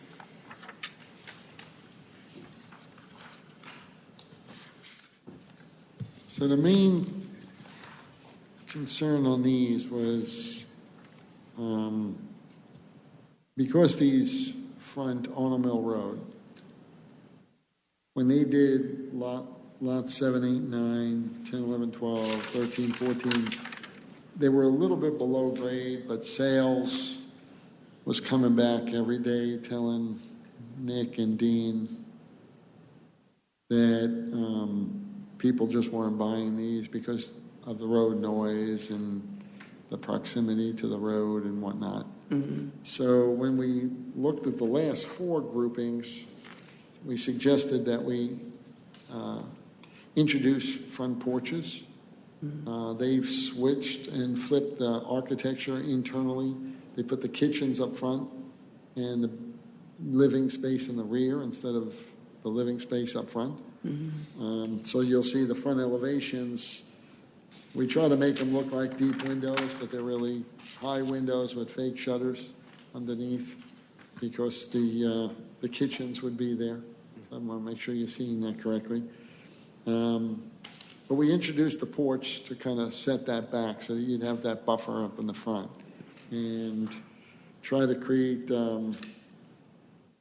similar architecture, similar patios in the rear, similar elevations to what he had before, so that there was a consistency. I don't want it to look like it's out of character and a context.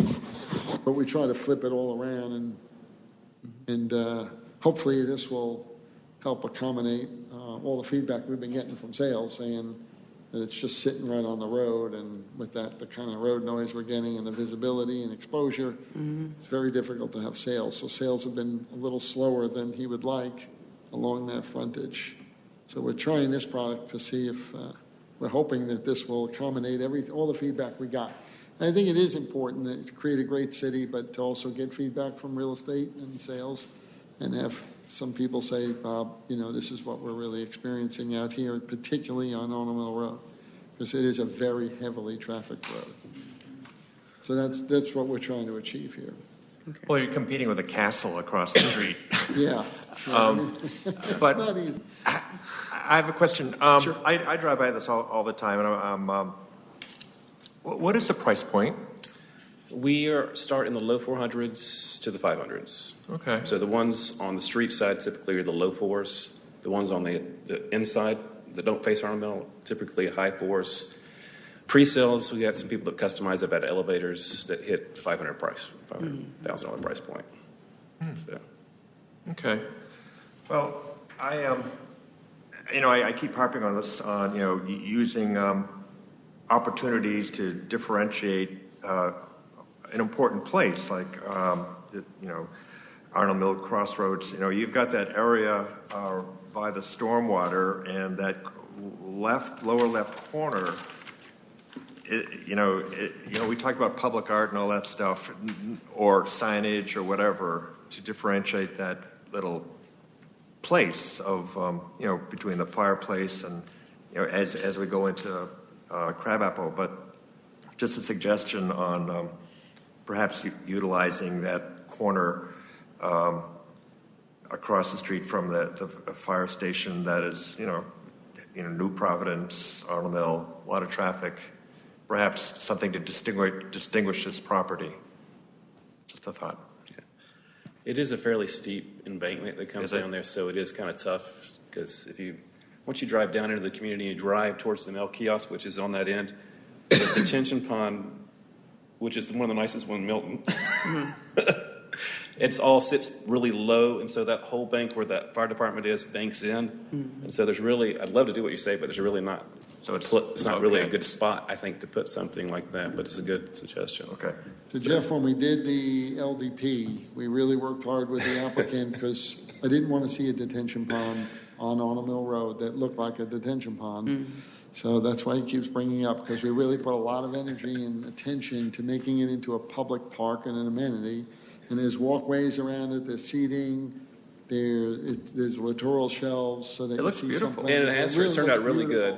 It's actually a selling feature, so it's actually been detention ponds. Good, because it actually it holds enough water year round over there, so it's not a dried out detention pond. So it looks very nice. And then we have sidewalks that walk around the entire perimeter of the community down around there, so we have a nice walking path and everything. So it's actually a really nice amenity. It's an amenity.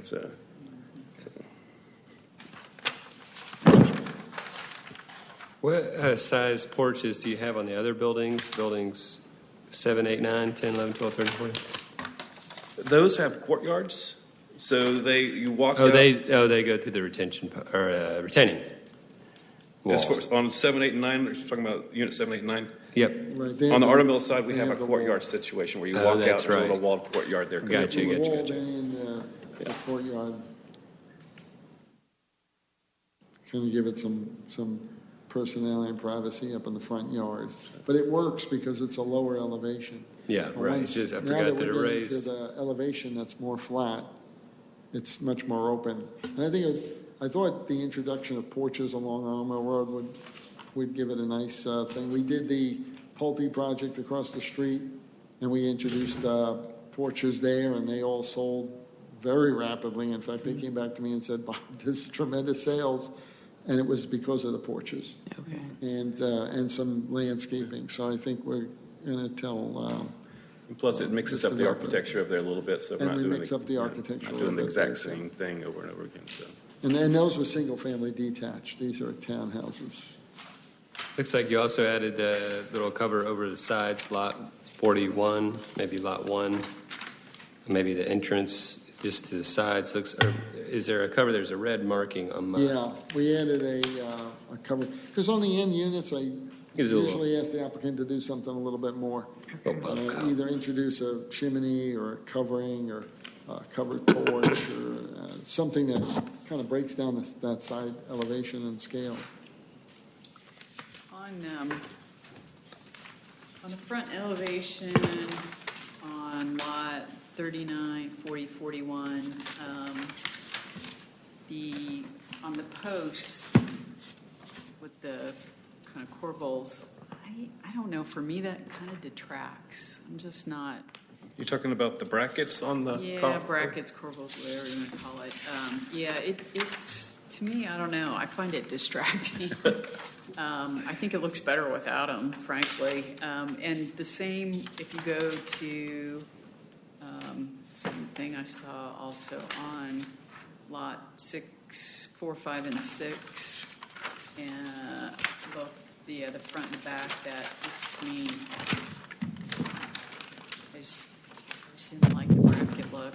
Oh, versus lot 1, 2, and 3 that don't have it. It looked like a Western house. I don't know, Tim, you're an architect.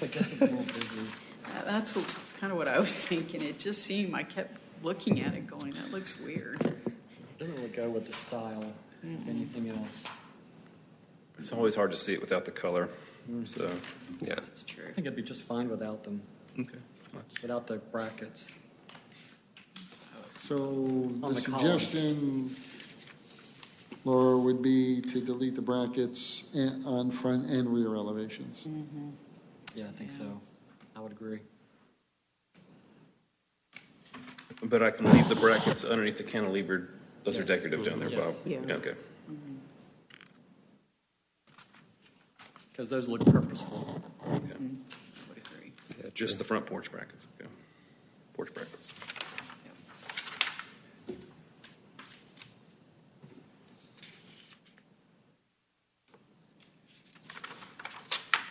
Any other questions? No. Is that just wood on the front porches? Wood railing? Yes, the railings here are how they'll be built. Each one is slightly a little bit different. They're not vinyl or anything like that? No, They're no, wood. no. I don't like them. We're keeping, Reed, we're keeping the same color palette and detailing. The board had originally approved railings for Railings. all the units, lighting, color. So I wanted to maintain that consistency in the neighborhood because it's a neighborhood standard that you approve, so I want to maintain that. It was really the introduction of these front porches, kind of hiding some of those front windows because of the kitchens are there. Yeah. So those are going to be fake shutters in the front. But I think with the 8-foot deep porch, it will hide a lot of that. Noise buffer too. I do have a question about color. Since these are more on one plane as far as the massing of the structure, do you want me to paint one color scheme for the building or continue my separate unit color schemes that I've been doing? So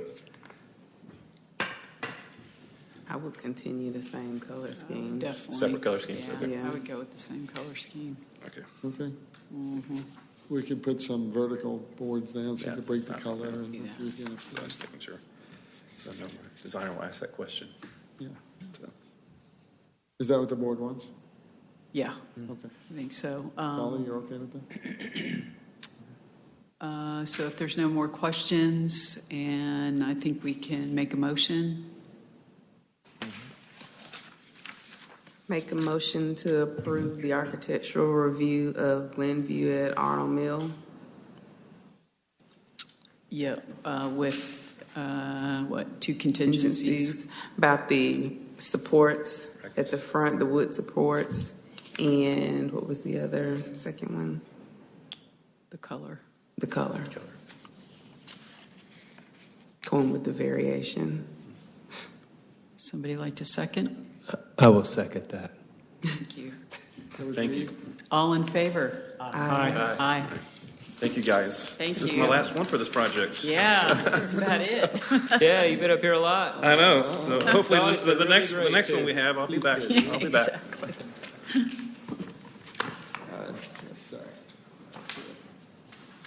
Last but not least. All right. So, Park at Bethany Sales Trailer, 2878 Bethany Road, and Scott Auer. Yes. I'm Scott Auer with Stanley Martin Homes. Address is 5064 Bel Air Bluff Court in Mapleton, Georgia 30126. We're here to request, we'd like to install a sales trailer at the Park at Bethany. We've been working with Bob on the initial architecture and renderings and plans for the first 14 homes. And we've also talked about wanting to get a model home started quickly, so this would just be a temporary sales trailer, to serve as operations, have a place for the sales agent to operate out of and begin sales. And then we would want to get the model home started and completed as quick as possible, and then we'd move the sales trailer out. So I have to apologize for the hand sketch on the trellis. Our architect was out of the country, so we had to kind of add that in, so it will look much better. I get the intent. It'll look like the rendering. Can I ask, how long do you think it will take you to get the model home finished? Well, if it ever quits raining, probably about, I would figure about 6 months, 6 to 8, but realistically, I would say 6. So. Okay, because in the past, I just want to remind the board that usually with sales trailers, especially when they're exposed to a high volume, high visibility area, they usually try to put a time frame limit on it to get the applicant to get it into a model home situation as quickly as we can. Okay. The other thing is, I know that the applicant is working on completing and getting their LDP refreshed because a lot of the landscape has died, the pond is deteriorated, and the site hasn't been really kept up. We've had a lot of community concerns. Of course, Scott, his, I guess, partner, co-worker, are both aware that this has been a high visibility and a lot of complaints from the community about the condition and the upkeep that it was there. It was vacant for many years. So I would just like to suggest that that work get replenished and approved prior to any sales trailer being installed or house permit being installed or issued, so that this way we can at least say that that work has been brought up. So that it's just up to that standard. I know you're working with our arborist and landscape staff, and so they are doing it. And so I think you're working on that. But I would just like to make it conditional that before they put the trailer there and start getting people to come in and start looking at sales and whatnot, that at least the site is kept up and mowed, and the landscaping is, all the dead landscaping is removed and replaced, and whatever was missing is installed, kind of thing. So since this is in my corridor, I guess the question, is the property, has it been bought, transitioned? Well, I think they Builder? haven't actually closed on the property yet. I think Curtis Hicks, is it? It's not closed yet, so the plan would be, now that we have worked through with the architecture and feel good, that we're on the same page and we have some good architecture and we're close to being able to get started, that we would do a quick closing kind of once, ideally this gets approved and we kind of get going with the model, that we would close, probably 30 to 45 days, which is probably what the current developer is waiting on, as far as making those improvements. They're wanting to get closed and get all that, and we're wanting to get started. So I think we're at that point since we, everybody seems to feel good with the architecture and the plans and moving forward. Okay. So this particular project, when it was rezoned, the city council, approved it with some photographs, 3 photographs of styles of homes, and there was a condition placed on the approval saying that the homes have to replicate, and as closely as possible, those 3 photographs. So we've been working with the applicant very diligently and their architectural team to have the 14 houses that face Bethany, and I wanted them all to look different, but we had 3 pictures to work with, but I didn't want any 2 houses to be totally identical. So we really worked hard with them to create 14 houses that replica the 3 in massing and concept, but not duplicate the design. And then we have several that are front loading, which there was no photograph for the front loading, and we're working on the front loading ones next. So we really are working on these, but the particular architecture will, by condition, replicate what was there. It's not normally done that way, but that's the way this particular project was approved, so we have to honor that condition. Yeah, I was not in agreement with that because it's been 4 years and architecture's changed, and I was totally not in agreement with them. But the community behind, they did a whole community meeting. They weren't happy with it.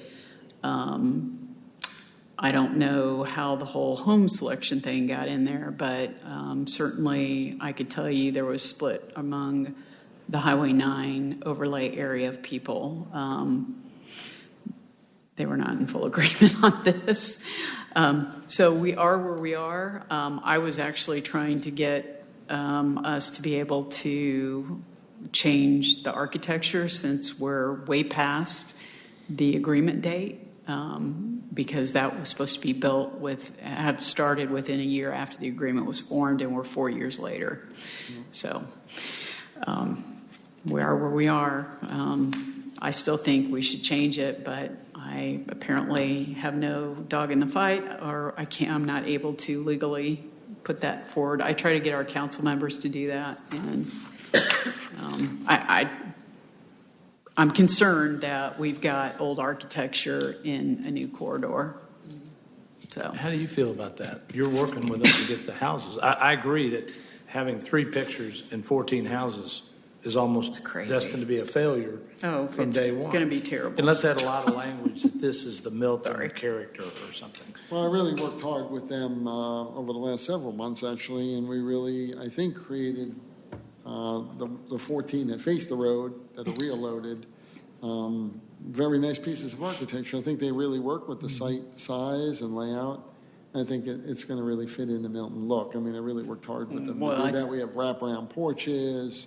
We have rear porches. We really tried to make it look extremely, try to Miltonize them as much as I could and still feel like we were in total compliance with the condition of approval. Well, but we're doing front loading, correct? We also have some front loading, which I have not worked with them really on yet. They're doesn't- just starting that now. Yeah, and here is my, I'll go back to, this is not my chairman role, this is my community I represent role, and front loading is not going to sell. There are people in that part, there's a lot of high-end homes up that corridor. So my concern is, are people really going to buy that versus you go look at Alpharetta, they're all doing rear entry. Even if they're close together, they want the rear entry. And you've got to compete. They're right up the street from us. So you got to look at the market. I mean, from a real estate perspective, I'm struggling with how, from a marketing and sales perspective, that's going to go. So my suggestion was to talk to the builder and see if we can make a change, because frankly, I think the community, it's been 4 years. If you went back to them, they would probably say whatever's going to sell is what they want, that's going to look good. And I think that was 4 years ago. We're not building the same things we were 4 years ago. That's my concern. Why can't the builder bring us the designs he wants, and they come to the design review board and we vote on them and approve them? Well, I mean, are the 3 for pictures? tonight, we're really looking at the trailer, so I don't want to skew away from what we're No, I looking at tonight. understand that. But the design review board in the code and bylaws does not have any authority over single-family detached homes. So I'm looking at them to make sure that they're in compliance with the condition that the city council put on there for a particular look and character and massing and whatnot. And the condition said, per city architect. So that's why we're going through it. The community development director and myself are working with the applicants to make sure that we just comply with the condition. And that's the only tool you've got. You've got to comply with it because it can't come back to the Yeah, design. it should have never happened. And in the community, like I said, the corridor was not in agreement. So many people spoke against this being developed. They actually wanted either a medical, you're right across the street from the high school. So either some sort of, retail that would work well with the high school, or medical or physical therapy for sports programs. That would have been the better choice. And we ended up with this, which I don't think is a good idea. Not that I don't think you're going to build a good product, but it's a lot of bad history with the community in that area. So it was never in full agreement. And we didn't change the zoning laws until after that. So we're kind of stuck with what I would consider to be unfortunate stuff. So it is what it is. Mr. Builder, make us proud and make it look good. I think you'll be happy with it. But looking specifically at the trailer, things that the board has asked for is, what we added was the shutters. They've asked for the arbor. They asked for landscaping in the front, skirt around the sides. They always ask for the trailer to be sort of a new trailer, not a used kind of old trailer. So and some sort of a cement board or wood, texture 111, or some sort of a treatment on the outside, not a metal exterior. Sort of a wood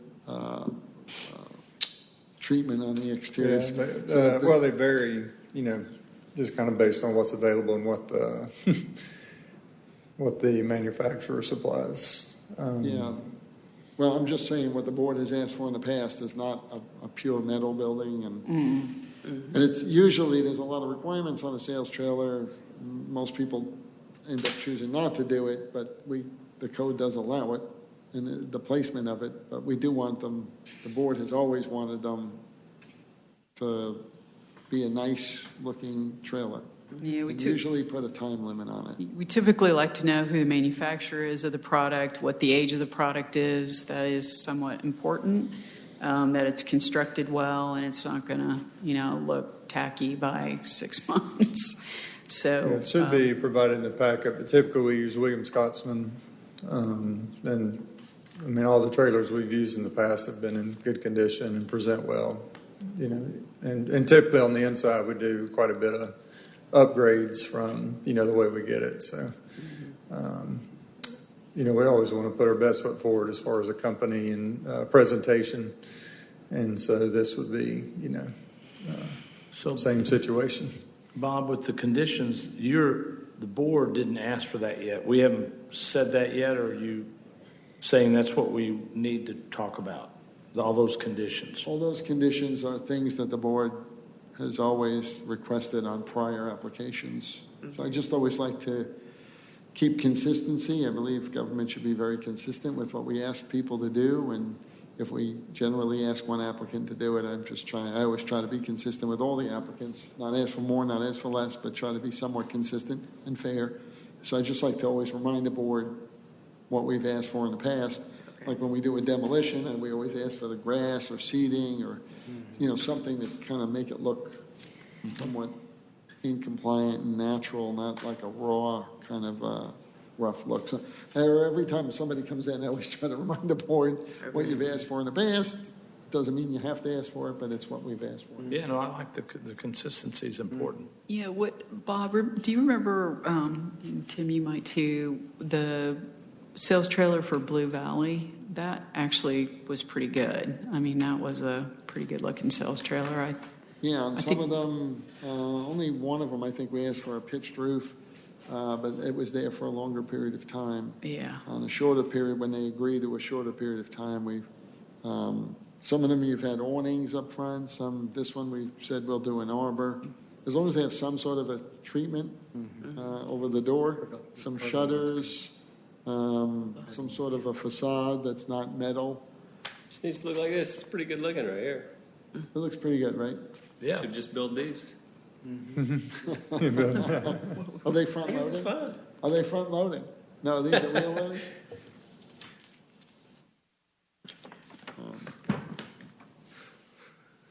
Who's going to think of that big list Bob's got? Or Bob, can you cheat and read the list, and we'll make a motion to approve your list?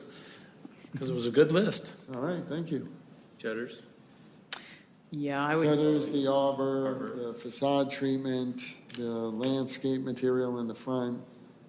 And the time limit. And the time limit. And the time. And what do you want that time limit to be? Well, the applicant said 6 months. I think if you do a 6 month, is that fair? 8 months? Give them 2 extra I'd months? prefer 8, just, 8. with Yeah. the amount of rain that we've had in the past 2 years. Yeah, usually up to a year, we're usually good.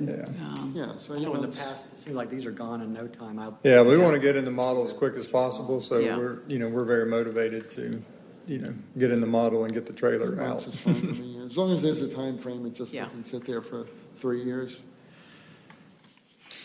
Yeah, no, I'm Cool. pretty good. So that's the motion. That's the motion. I'd also put wood stairs on there instead of metal. That's Yes, metal looks wood. terrible. Yeah, that would all be stained and be complementary with the trellis. All right, I'm going to do this. I'm going to try to remember this. I'll make a motion to approve the Park at Bethany sales trailer at 2878 Bethany Bend, provided that the sales trailer include an arbor over the front, wood stairs with a ramp, shutters, just as indicated on the picture here, A wood facade. a wood facade, Landscaping. landscaping as presented on the diagram here, And generally a skirt around the Yeah, and bottom. a skirt, some sort of skirt around the bottom Little of that. skirt Yeah. around the bottom. And a time limit of 8 months. Is that okay? Thanks, Tim. Second. You should have done that. All in favor? Aye. Thanks for waiting around. Thank you, No appreciate worries. it. Scott, let's We're have looking it. forward to your designs. See what you build. Is there any new business? Oh, man. Any old business? If not, we are adjourned.